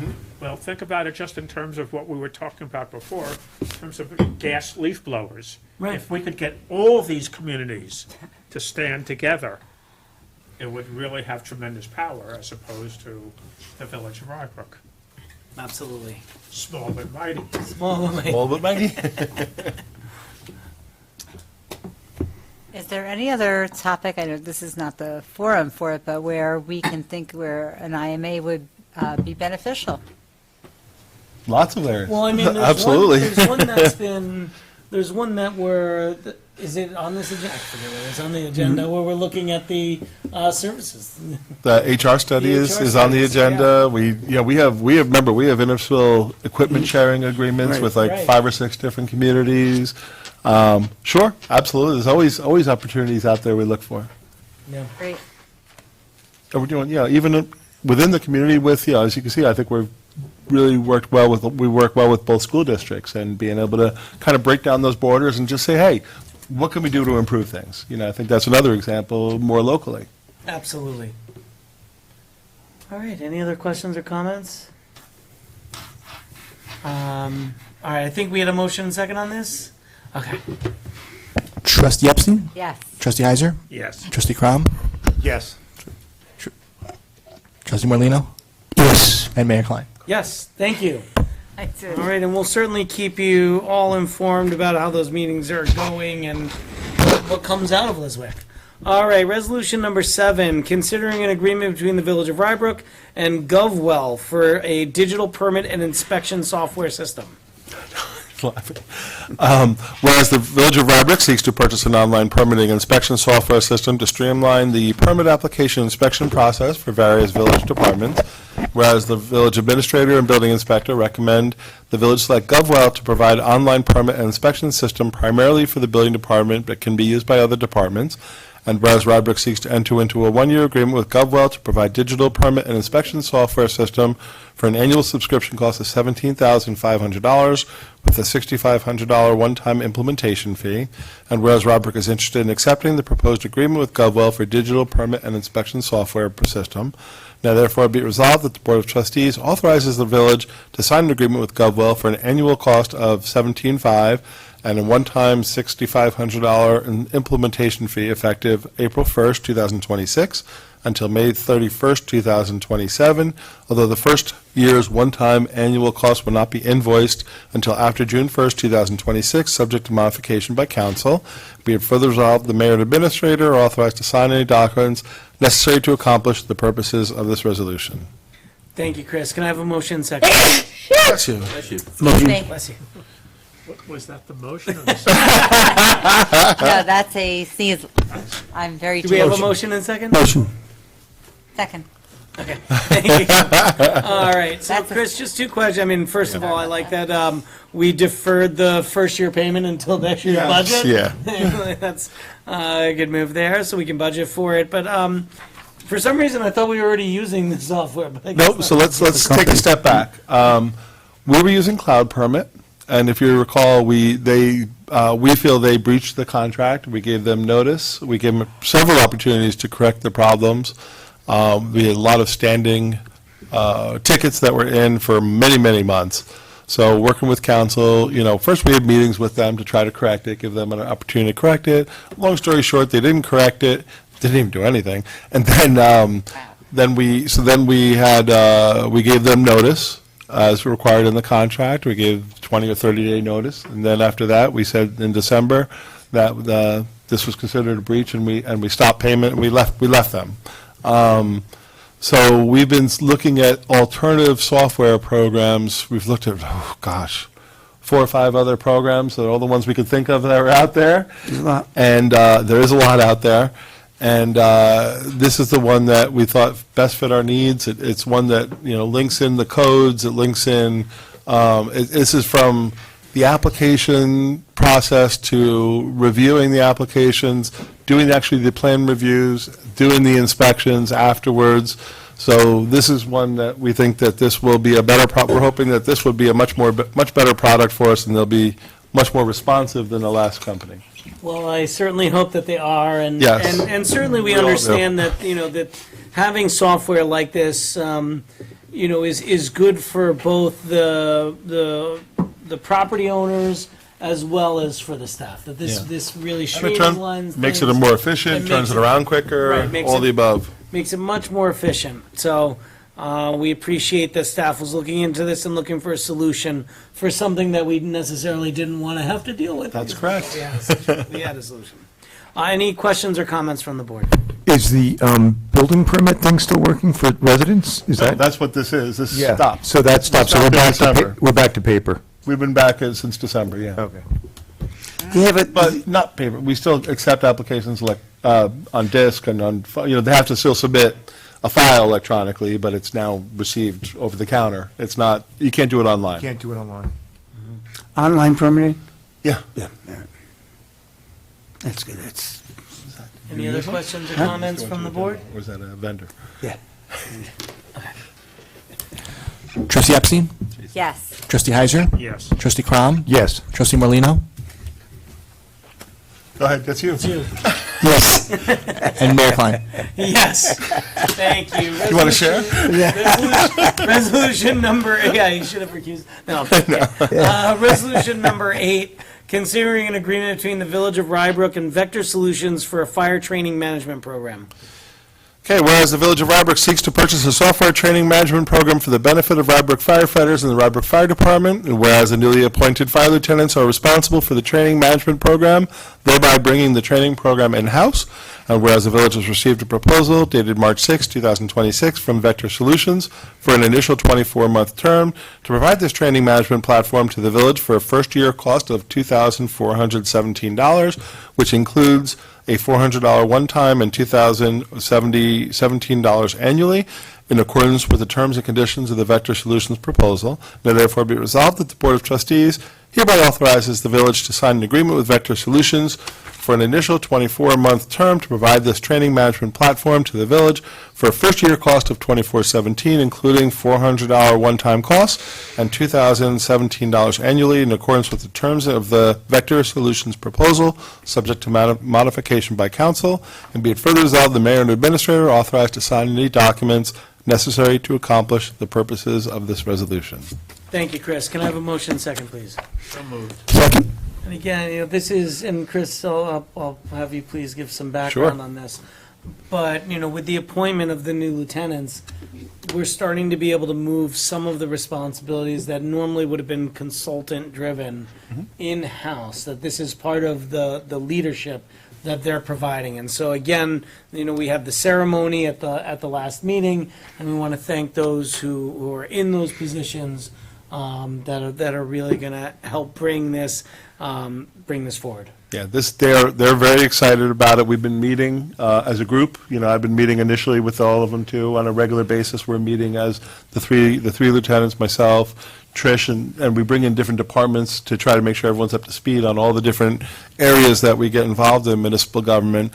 But this is another piece. So all the fire lieutenants are going to be responsible for training.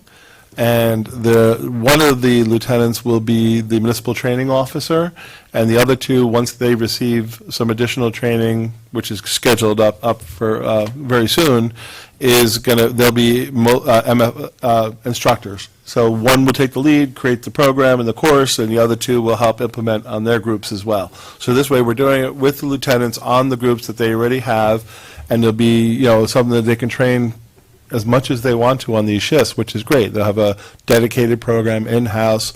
This program is one that will be a piece of that, which is this provides a lot of the resources for the training, the programs, the recording of the training programs. Stuff does have to be reported to the state as well, because they have 100 hours that have to be done, and all their training certifications have to be reported.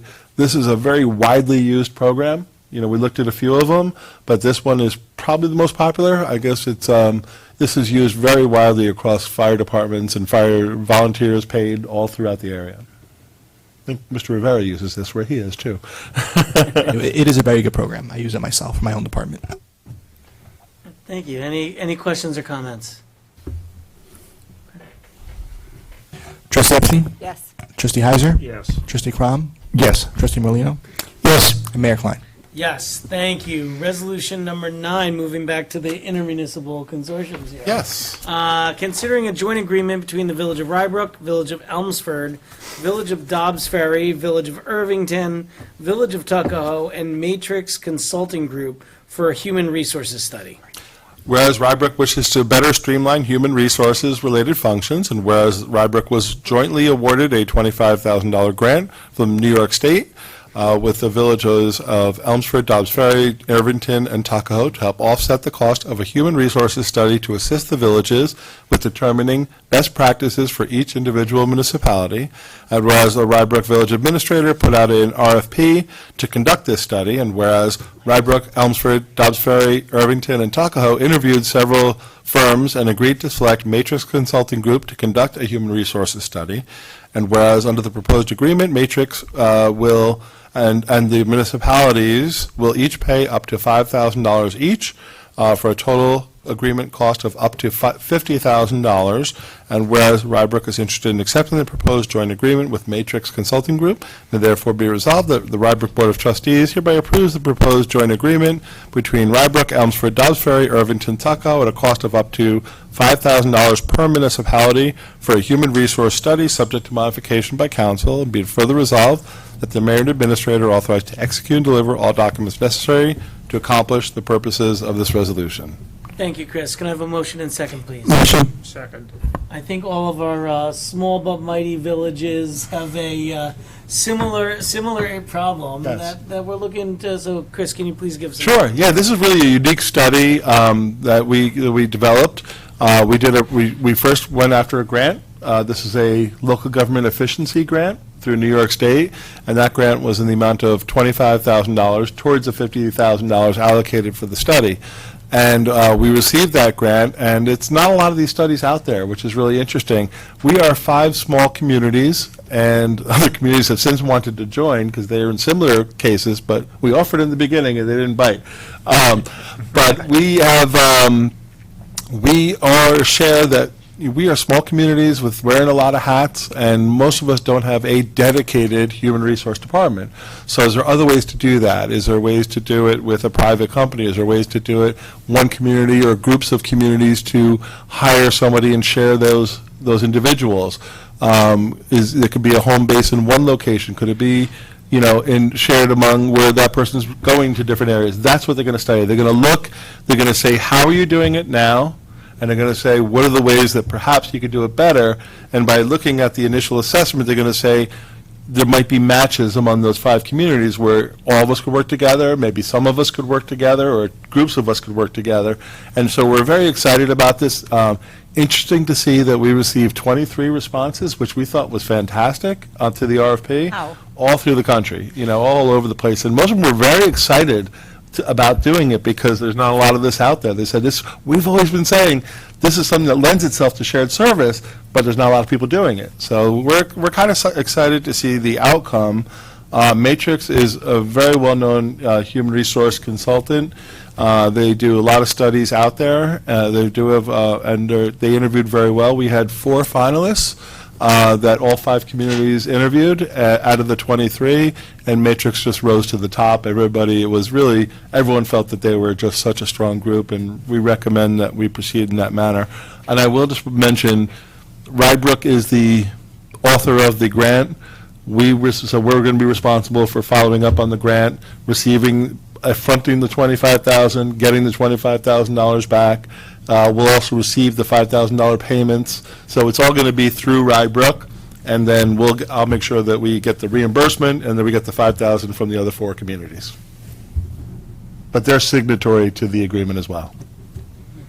Thank you, Chris. Do we know if any of the other communities have passed this resolution already? I think we're all on the same stage. Everybody's I wanted to get on ours first because we're the lead, and I want to make sure the board. I thought we should be the first domino, That makes sense. but everyone will, I'm sure. Yeah, I'm sure they will. And if not, there'll be another one that would step in. Absolutely. Any questions or comments? Please forgive my ignorance. What exactly is an HR study? Their job is to look at how we provide. There's 2 big sections up. The first section is they're going to be meeting with us to say, how do we structure all our human resource services? That's everything from civil service compliance, it's from employee disciplines or employee wellness programs. It's for employees, how do they go when they have a problem? Who are they going to, and what do they provide? What services providing? Benefit management, I said civil service management, but there's a lot more to human resources. There's giving the employees a place to go to, for instance, when there's a problem, and you have to go through conflict resolution, or EAP programs, how are people providing that service? Right now, You're doing it? it's Trish and I, and that's how we do it. And luckily, I have a little bit of I have some background in HR, but that's just something I happen to have. In the future, it's people are just going to be learning some of those skills, but we really divide out a lot of those responsibilities. Greg does the civil service canvassing letters. I do a lot of the other HR, some of the HR work and working with the unions. It could be negotiations, everything else that normally an HR would be a part of. Trish does a lot of the benefit stuff, and she also sits in on a lot of employee issues that arise with me. We try to create two different places for the people to go to in Rye Brook. So, two different areas that people might feel comfortable, whether it's to me or to Trish. We want people to feel comfortable coming to us. But as you can see, you think about our offices, none of it's really private enough. It's not really an HR department that you can go to. Independent, yeah. No, it's kind of, It's too. it's just kind of filtered out, Too small. We've been too small. Yeah, well, we are. Well, and that's okay to be small. So the question is, how can we still be small and do it more efficiently and still get those services covered in a better way? Great. And everyone's got the same problems. It's without that commitment, you can't really put all your time into that. And that's something that really deserves that kind of time. So that's the study. They're going to do an assessment of how each community is doing it. They're going to meet with every community they're going to meet with individually. They're going to go out and they're going to see how you're doing it. They're going to start to group how maybe there's communities that are doing it very similarly or not. And then they're going to say, here's how maybe you could do it differently. It might be, again, I'm envisioning it could be you can hire a private company to do HR services. That's a possibility. It could be one municipality has an HR office that other communities can utilize, or you could do through an IMA. Or you could share a person, perhaps that person might spend half the time in one community and half the time in another community, or 3 communities. That's the types I think we could envision, all possibilities, but I'm waiting to see what else they come up with. I think it would be tough to find a single person that could spend half their time in 3 communities. Yes. No, but I mean, divide it out. You know what I mean? I was just How do you, I think it's going to be very interesting to see. But I think in short, I think we could do it better. That's what I'm hoping. Yeah. And the only way you find that out is by doing a study like this. And again, half of this is grant funded, the other half is shared among the 5 communities. But it's also, if I read it properly, it's also looking at individualized solutions based on the community. That it's not going to say, you 5 communities should do it this way. No. It's going to be, well, for you, you may want to look at this, for you may want to look at that, that it's. Or maybe 2 of you can work together, or, similar. And what is the time frame for the study? It's like 4 months. Okay. When do they begin? Once we? As soon as everybody signs it, it's 4 months from then. Okay. So like they may pair us up with another community that's very similar. Could be. Right, and say, hey, There's 5 communities you guys total, can work so together that here, should you be can get interesting. one human resources to work for both The of world's you. gotten smaller. You can do a lot of this stuff virtually with HR. There's a lot of things. It doesn't have to all be in person all the time. There's a lot of ways that people are doing Right, in it. person is nice, but now virtually, the way things are going, it's pretty easy to do.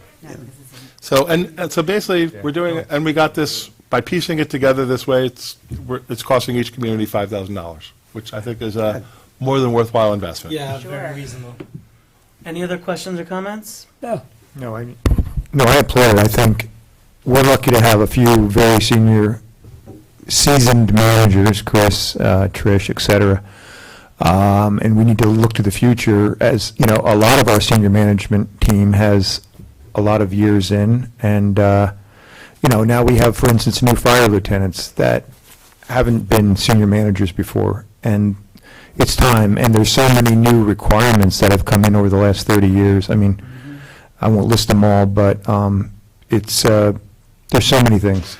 Hiring, firing. I won't list all the things, but it's I applaud this. Thank you. Any other questions or comments from the board? Ditto. Trustee Epstein? Yes. Trustee Heiser? Yes. Trustee Crom? Yes. Trustee Merlino? Yes. And Mayor Klein? Yes, thank you, and thank you for putting this together, Chris. Resolution number 10, considering authorizing the hiring of Joel Dichter of Dichter Law LLC as special counsel to represent participating Westchester municipalities in monitoring the Con Ed rate settlement. Whereas Westchester Municipal Consortium, including Rybrook, hired Joel Dichter to represent the county municipalities in Con Edison's electric and gas rate case before the New York State Public Service Commission. And whereas the commission recently received a 3-year rate settlement with Con Ed starting January 1st, 2026. And whereas it's in the best interest of Rybrook and the municipal consortium that the settlement be monitored for compliance with the terms agreed upon by the Public Service Commission. And whereas Joel Dichter has the necessary experience and expertise to represent the interest of the participating municipalities in this matter and has submitted a 3-year monitoring proposal dated February 1st, 2026. And whereas the proposal includes monitoring submissions, respond thereto when necessary, participate in the Westchester Municipal Consortium specific meetings, provide periodic updates to the consortium at a cost of $1,250 per municipality per year. Now therefore be it resolved that the Board of the Trustees hereby agrees as follows, that the Rybrook Board will authorize the hiring of Joel Dichter as special counsel representing the Westchester Consortium to monitor the settlement in accordance with the 3-year proposal dated February 11th, 2026. 2, the participating municipality shall share the cost of legal and related fees incurred at a total amount of such representation not to exceed $1,250 per participating municipality. And whereas the mayor and administrator hereby is authorized to take necessary actions to execute agreements and related documents to make payments and furtherance of this resolution. Thank you, Chris. Can I have a motion and second, please? So moved. Second. So, this came out of the original Con Ed rate case. We were very lucky to have so many municipalities sign on to that consortium. It really yielded the results that we were looking for. I felt that, personally, the results were fantastic. And now comes the part of making sure that Con Ed is living up to all the other aspects of this agreement that they promised to do. And I think if you look in the backup material, it shows that 27 of the municipalities have already approved this. They've been rolling in on the emails. We're seeing them very regularly, where people are chiming in saying, we've approved this, we've approved this, we've approved this, which is great. It also wasn't a fixed cost that's being deferred across the whole municipalities. It's just a per municipality cost. So that way, we don't have to figure out exactly what the cost is going to be. The idea being, we want to, hold them to the fire, make sure that Con Ed is doing what they're supposed to be doing, because then also remember, 3 years from now, we're going back into another rate case. Chris, you want to add something? Yeah, no, I think, some of the things that he'll be monitoring will be things that we requested as part of our Westchester Municipal Consortium. The capital meeting, capital requirements that we said, that's actually starting, that meeting's got to be held next month. So we're going to be getting together to review how much we're spending in Westchester versus New York City and where that money is being spent. And, we're going to have some of those meetings as well. And then as we lead up to the next rate case in 3 years, there's going to be additional things that need to be reviewed about the overhead and underhead. But just outside of that, we're talking about hundreds of filings they have to make between now and then. Hundreds and hundreds of filings that they have to make. So just a few of the items, there's quarterly reports on capital spending, there's earnings reports, there's quarterly affordability reports, there's revenue adjustments, non-wiring solutions, this is from Mr. Dichter's proposal, reconciliations of property taxes, which is a big portion of the fees that they charge, or the rates that they charged from Con Ed. IT spending, 5-year forecasting, annual reporting. There's a lot of, and lots of other reports that go through that. So, we believe it's in the best interest to have Mr. Dichter continue. We're thankful that Mr. Dichter has agreed because already so many people, the wave came in of so many people participating. He's like, even if we don't hit the 40, he goes, I'll hold it at the $1,250 per. So he said, I'm confident we're going to probably get close to the 40, if not the 40. So he's taken that risk, and it's just locked in at the $1,250 per year per community. That's excellent. I hope we get all 40, and perhaps even number 41 that did not. Yeah, that's right. Because they derived benefit in the first case. Have they been contacted? Over and over. We love to point that out when we to remind them to say, hey, in all seriousness, this is something that makes a lot of sense for us. It protects the interest of the residents. And yeah, I think most, if not all, will continue on. and I think it's been a valuable resource. People, I think, learned a lot through the process throughout the county, too, about what that process is, and should that process be changed, which would be more state legislation. So there's a lot of input that's been provided through that. I think Mr. Ditter's done a really great job to kind of lead us through that. Well, we appreciate it. Obviously, you're doing a tremendous amount of outreach. Do you need any assistance with that? No, at this point, I'm taking a step back now on that. I mean, and- outreach to the other municipalities. No, it's he's now taking the bigger lead on that Oh, role. he's doing it. Yeah, I'm just kind of pushing it, but, Great.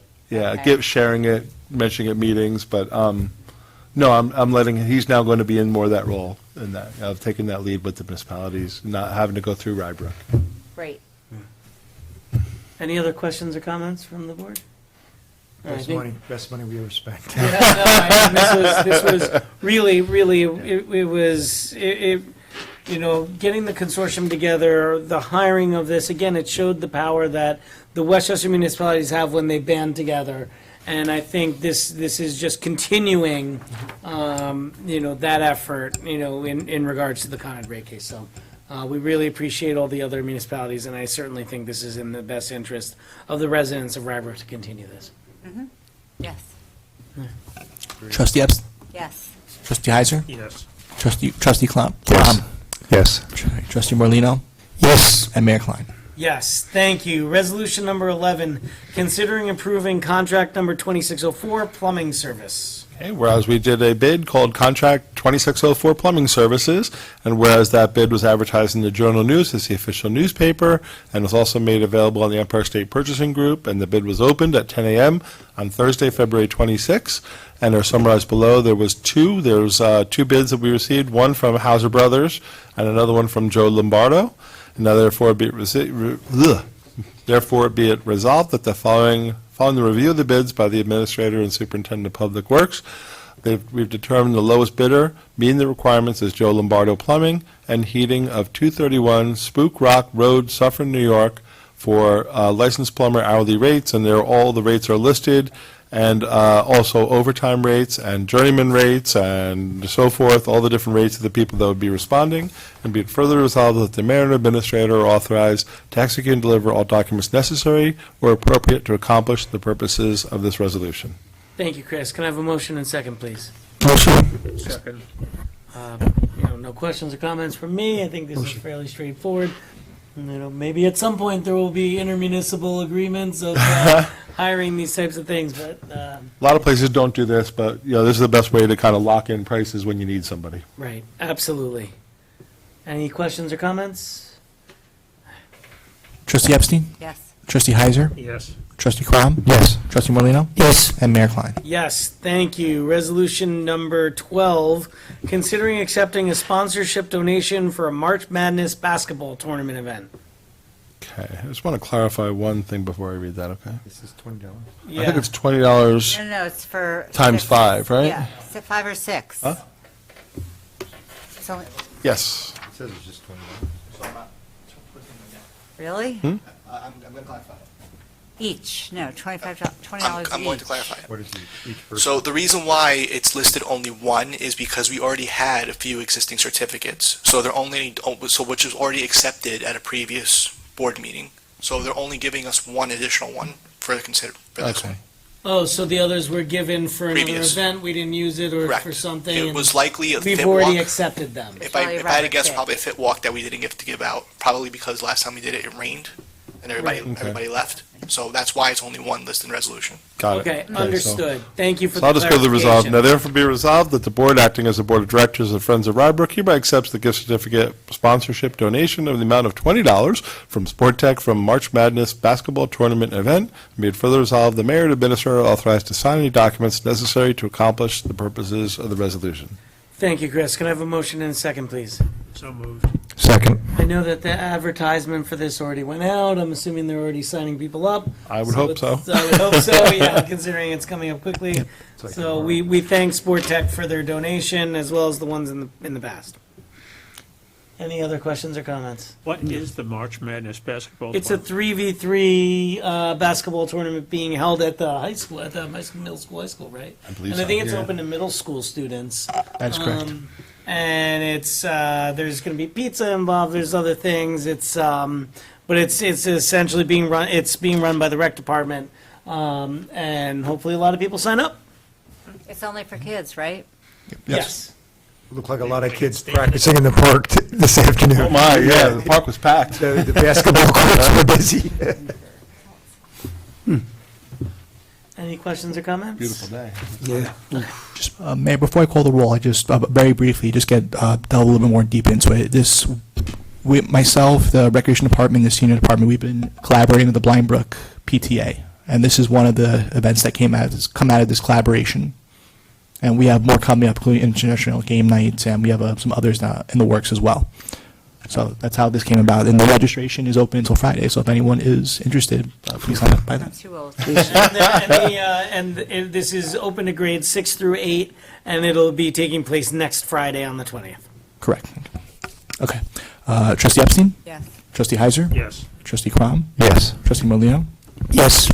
Mayor Klein? Yes, thank you. Resolution number 13, considering a modification to the license and fee schedule for badminton programs. Okay, whereas the Superintendent of Parks and Recreation wishes to add youth and adult badminton programs for the spring and summer, and whereas those programs would run throughout different dates in April and May with a minimum of 6 and a maximum of 12 participants, and whereas the adult badminton program would run on various dates from 6 to 7 p.m. with a minimum of 6 and a maximum of 12 participants, and whereas the youth and adult badminton programs would cost $135 per participant, and whereas TJD Sports Academy will run the youth and badminton programs and receive 75% of the program fees, now therefore be resolved that the Board of Trustees hereby approves modifying the village license and fee schedule by adding the following programs: youth and adult badminton programs, and it's $135 per participant. Thank you, Chris. Can I have a motion and second, please? So moved. Second. Just as a quick question, Chris, where do we see this happening? It's in the backup, let's see. Pine Ridge Park near the flagpole. Pine Ridge Park, I believe. Near the yeah. flagpole. That's what it says. Yeah, it says Pine Ridge Park. Okay. Here on the back. I mean, I think it'll be interesting to see if there's interest in the program. Always happy to add new things. Any questions or comments? It has to be on the agenda just for everyone's, because if we don't have a fee approved by the board, you can't run do without it. Can't do it. No, I know, yeah. I'm thrilled that we're undertaking a new program, but I would love it to be run by or thinking about being run by our rec committee, or not rec committee, but our recreation department in the future, so that way more people can go and it could be more of a community thing and not just a sport thing that people sign up for. Okay.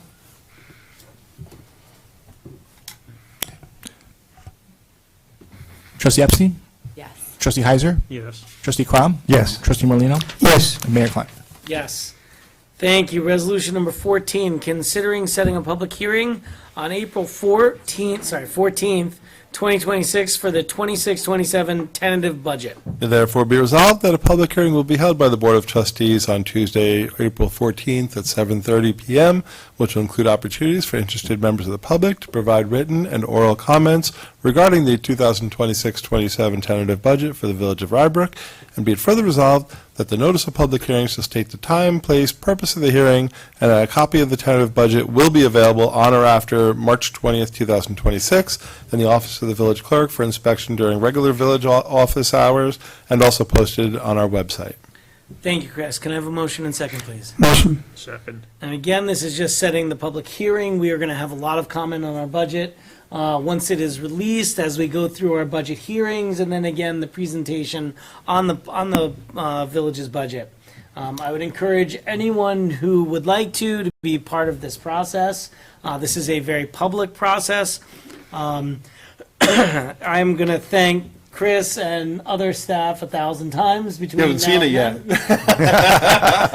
then. Careful. I believe I'm going to be thanking Chris and Trish and other senior staff and the departmental heads many, many times between now and then for all the work that's done to make sure that we're coming in with a budget that continues to provide the services to the Village of Rybrook understands the priorities of the village board and is looking out for the. Save your thank you for later. I know, this is the brief You're version. going to blow the whole thing. And I will have say, nothing left. normally this would be on the next agenda, but because of the official newspaper changing, we need more time to put it in. So that's what's odd to have it on when you haven't received the budget yet. Right, we have not received the budget yet, but we have to set the public hearing Yes. because that's part of the process anyway. But the budget will be released next Friday, the 20th. Yes. Any questions or comments? No, just say, yeah, this is like one of the most important things we do. It sets so many of our priorities. If you want us to do something, it needs to be budgeted. So even if you're not into accounting and you think numbers are boring, come out and say what you think the priority should be. And also I'd encourage you to look at other villages' budgets, because ours is really sterling when you look at others, but, look at it for what it is, but please come out. Make Yeah, yourself and heard. And once it's released, it's also, throughout the year, you can track the budget. We're completely digital, online. People can look and dive deep into the budget.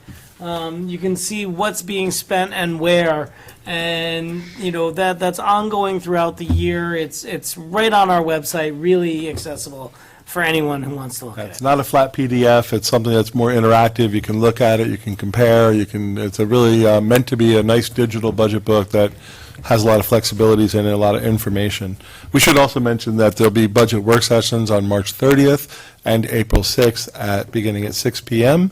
And there'll be different departments that'll be discussed. The board will be meeting with the various departments as well as the treasurer and myself, and go through the different requests in great detail. So March 30th is the library, senior services, fire and EMS, public works and engineering.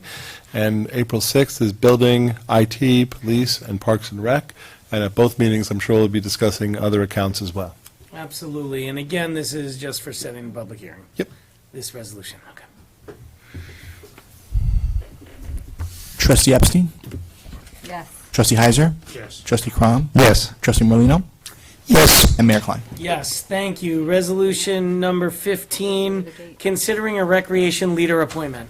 Now therefore be resolved that in accordance with the offer of appointment dated March 2nd, 2026, Rocco Ferrano of Stamford, Connecticut is hereby appointed to the position of rec leader with the Village of Rye Brook, subject to the civil service procedures of the state of New York.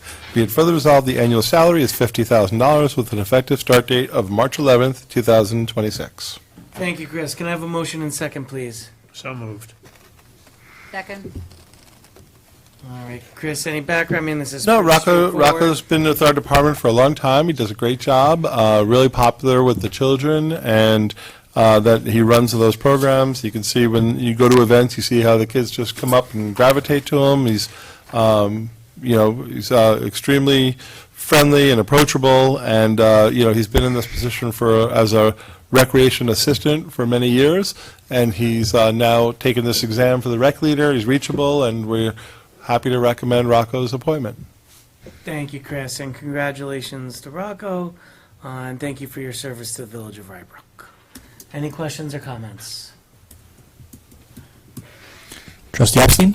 Yes. Trustee Heiser? Yes. Trustee Crom? Yes. Trustee Morlino, Yes. And Mayor Klein? Yes, thank you. Resolution number 16, considering the awards of bids for municipal vehicles. Okay, whereas on November 12th, 2025, the Board of Trustees declared certain vehicles as surplus, and whereas we solicited bids for those vehicles, and whereas a public notice was advertised on February 22nd this year, and listings were posted through Auctions International with an end date of Friday, February 3rd, 2026, and whereas at 6 p.m. on Thursday, March 5th, the bid deadline was completed, and whereas the following were the highest bidders for the surplus vehicles and equipment. So there was, a 2014 Ford Explorer, Gregory Engert, amount of $33,850. 2017 Ford Explorer, Gregory Engert, the amount of $3,750. 2016 Ford Explorer, Vincent C. Sino in the amount of $5,900. 2016 Chevy Impala, Zayad Hussein in the amount of $3,050. Be it further resolved that if no bids are received for a particular item, those may be disposed of, and whereas the mayor and administrator are authorized to execute and deliver all documents necessary or appropriate to accomplish the purpose of the resolution, and this should also read that those highest bidders should all be accepted. Thank you, Chris. Can I have a motion second? Second. And, again, appreciation to Michael for getting these all out there. It's nice to be getting a little money for these. Any questions or comments? I'll ask you to sell my vehicle when it's, they look like good prices, very good, thank you. Well, but you notice the newer Ford Explorer went for less money. Maybe counterintuitive. It may be what it had, how many miles and what it has Yeah. left in it. So, all right. Trustee Epstein? Yes. Yes. Trustee Crom? Yes. Trustee Morlino, Yes. And Mayor Klein? Yes, thank you. Resolution number 17, considering fiscal year 25-26 general fund and capital fund budget modifications, transfers, and closed capital projects. Perhaps we can summarize these. Chris. Everybody's favorite resolutions, yes. Now therefore be resolved, the following general fund budget transfers be approved. Basically what this is transfers from, for the whole first section is the transfers from contingency to the, to pay, to, for all the non-union and these are all non-union, and I believe some of these are Teamster, white-collar positions. So this is when with the new agreements that are in place, this moves the money from the contingency account to the various accounts that, where those costs and salaries are allocated. So that was anticipated always from the beginning. Let's see, the next one is the following budget transfer modification is hereby approved to correct the state aid public safety general ledger. That's basically just a net zero of making sure the account is for taking care of the right account for the community resiliency or the CREST grant funds for the police motorcycles. And be it further resolved, the following transfers between capital projects are approved. So these was additional funds from one capital project to another for additional costs we needed for the evidence room cage in the basement, for the police server, and the road resurfacing. The total of those three projects being transferred into is $10,805. Be it further resolved that the following year-end 25-26 capital projects be restated as follows. And these are basically also just modifying the authorized budget for those three projects, the basement cage, the police server, and the road resurfacing, which is the same net amount. And being further resolved, the next one just closes certain capital projects. It's closing the painting, server, and road resurfacing following those transfers. Thank you, Chris. Can I have a motion and second? Motion. I really appreciate you summarizing those quickly. Starting to get a little uncomfortable here. Right? For you. Oh, yeah, for Yes. me, my foot. But it's, but, I mean, this is, again, what's needed to make sure our books come out clean every year, and we really thank Trish for, diving in, looking at, really nitpicking through this to make sure that it does so. Any questions or comments? Trustee Epstein? Yes. Trustee Heiser? Yes. Trustee Crom? Yes. Trustee Morlino, Yes. And Mayor Klein? Yes, thank you. Resolution number 18, considering support, Bring support for temporary municipal assistance. Yeah, continuing support for temporary municipal assistance in the New York State budget. Okay, I'm going to summarize again if you don't mind. So basically, the governor has put back in, as part of our 30-day amendments to the executive budget, in addition, basically $100 million in temporary municipal assistance that was allocated for the past 2 years. And the NICOM is asking that the municipalities pass resolutions of support. Now therefore be resolved that the Village of Rybrook applauds Governor Hochul for recognizing the importance of investing in local governments and for reaffirming her commitment to strengthening New York cities and villages. And whereas Rybrook urges the state legislature to include at a minimum this additional $100 million in temporary municipal assistance in the adopted state budget, be it further resolved that the Rybrook calls upon the governor and state legislature to develop a more permanent and predictable solution for unrestricted municipal aid to ensure long-term fiscal stability for New York's local governments. And be it further resolved that copies of the resolution be transmitted to the governor, the temporary president of the Senate, and the Speaker of the Assembly, and the members of the state legislature representing the Village of Rybrook. Thank you, Chris. Can I have a motion and second, please? So moved. Second? Well, we're certainly thankful that the AIM funding has gone up in recent years. It certainly needs to go up more, and I wish it again, was more, that's all. It needs to be more, especially with all the unfunded mandates. And at the same time, we truly do believe that this needs to be made permanent, so that it's not a whether or not we get it each year. It's almost, I won't say insulting, but it's almost, it's so minimal. This fund, which used to be something much more significant, in many years it was been locked in, basically we get like $45,000 a year in this type of funding.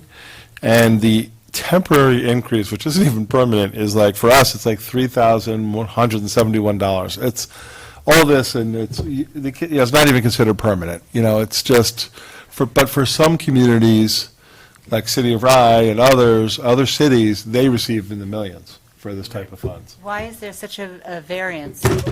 I wish I had a better answer, but cities get a better share of the funding that's dispersed. So the city of Rye? Cities tend to be more in need of funding, and it's not based on the city itself. It's based on what type of government you are. So cities get a lot more money. No matter the size. No matter the size. All the villages small villages like us get, and it's based, there's nothing that we can do about it, other than we wish it was a lot more money. Yeah. More money and made permanent, but Yeah. I think we still should be supporting this. We'll take it. Because it's still money. Yes. So. Any questions or comments? Thank you. It's very silly that it's not permanent. It's very silly that it's That amount was locked in for decades, like a decade, and that hadn't moved. And it needs to be more. And it needs to be more to the villages. Trustee Epstein? Yes. Trustee Heiser? Well, some money is better than no money, yes. Trustee Crom? Yes. Trustee Morlino, Yes. And Mayor Klein? Yes, thank you. Administrator's report. Okay, just a couple of quick items. A lot of residents are calling about curbing. Everybody sees the curbing is damaged throughout the village. Oh, my That is not just a Rye Brook thing, it's across everywhere. It is a really rough winter. Just so everyone knows, it's really hard to see where the curbing is when you're in those plows. I know that's hard for people to understand. They say, how do they hit those curbing and why they hit the curbing? I've been in those plows. It's really hard to see it. But we are always committed to picking up the debris. That's where we're in that stage now. And now that the snow is melted, we're picking up the debris. Where it's still in long sections, we kind of move it into place just for now. Where we're picking it up, we're making lists of where we have to replace the curbing, and then it'll be repaired in the spring and summer. But the first thing is to make it look better, because right now we we acknowledge when the snow melts and the curbing's out there, we got to pick it up and make sure it looks presentable. But we are making the list of those streets. We know where it is, and we'll be working on that curbing throughout the first half of the year. Did the residents who complain have erasers at the end of their pencils? Or are they so perfect that they don't need them? No comment. No I think it's comment. getting late. Again, we just ask for patience. The guys, they do a great job on snow plowing. It's really hard to know where the curbs are when you're driving. It really is. Yeah, It is. Is there a way, maybe we can have, I see a lot of people put those Sticks. reflective sticks. Maybe we should institute a policy that people should have that, We'll hand them out, right? right? I mean, No, we can't hand them I know, out. I know. They're too much I'm work. kidding. they're not that expensive, but there are so many people does help. that. It helps. And But then we should sometimes all during the have them, night, when there's a foot of snow coming down, you're gonna get some damage here and there, and Yeah. people need to be patient and know that the village will be on top of it. We'll will clean it get up and fixed. we'll fix it. Yes. Right, but I would think that fixing it is more costly than perhaps investing in these It things. is. It can be, yeah. It's hard when there's this much snow, those things just get plowed right over. Yeah. They do. The snow just, when you're plowing, the snow just. All right. But then they are that's no helpful problem. for when you're around the curves or turns, or if you have an island in the middle. There's times that it can be helpful. a lot of it is just experience too. The young, the newer drivers have a harder time knowing where the curbs are. The ones that have been doing that particular route every time will have a little better sense where they are, that kind of thing. Or they know to stay away from it and kind of work your way there. But they, overall, great job. I think we all know that as well. So we talked about the budget, so I won't touch on that. Press conference is canceled, so we don't have to worry about that one. No. And just lastly, I just want to mention we have 6 teams at the county center. I think they're playing tonight, and Thursday, I believe. But we have 3 boys teams and 3 girls teams that are playing in the basketball tournament at the county center. Excellent. So good luck to all of them. We wish them a lot of luck. In the past, we've brought the winning teams, if they've won the overall championship, we've Yes. brought them in to congratulate them. So hopefully we get a chance to do that again this year. Yes. Because it's always fun. All right, we do have one discussion item. I'd like to try and keep this as quick as possible for personal reasons, which is the summer camp refund policy. And certainly reading this, I know a lot of different communities have different policies that they do. But it really makes a lot of sense to change our refund Yes. policy. Yeah. Because the last thing you need is someone, if there's not a policy of, if there's no penalty of withdrawing your child at the last second, you sign up for 3 different camps, and then you decide at the last second then you pull 'em. which one they want to do, they pull them, and like it says, it may prevent someone else from being able to attend that camp. The one change I would potentially have in what's proposed here is that there be a start date to that. So in other words, if, I don't know when sign up begins, but if you were to withdraw by, say, May 1st, then there's a minimal. We can work on that. This doesn't need an action, but before we do this, we want to make sure everyone's on the same page. We need, that everyone's okay with this. Just as the mayor said, what we're finding is people are signing up and then last minute pulling away, and that's creating a problem because others are getting locked out. If I may, Yeah. we had brought this up last year, and I had said that there should be, every other camp that I spoke to said no cancellations. Yeah. However, we do have early sign up, early bird, and I think that the policy should be that if you sign up for early bird and then it changes to regular sign up, that is your. That's the fee you pay. That is, no, that is your time to, it's only a week or 2. So once early bird's over, then. Right. Then. I mean, I could even, because So- people need to make their plans. I mean, Exactly, and so- if you're waitlisted, then you're going to find another Right, camp. but it's you're only, I gonna think it's go only to. 1 week or whatever. Okay. Again, we do give reimbursements if they break a leg or Yeah, God if you get forbid hurt, can't yeah. do it. Oh, yeah.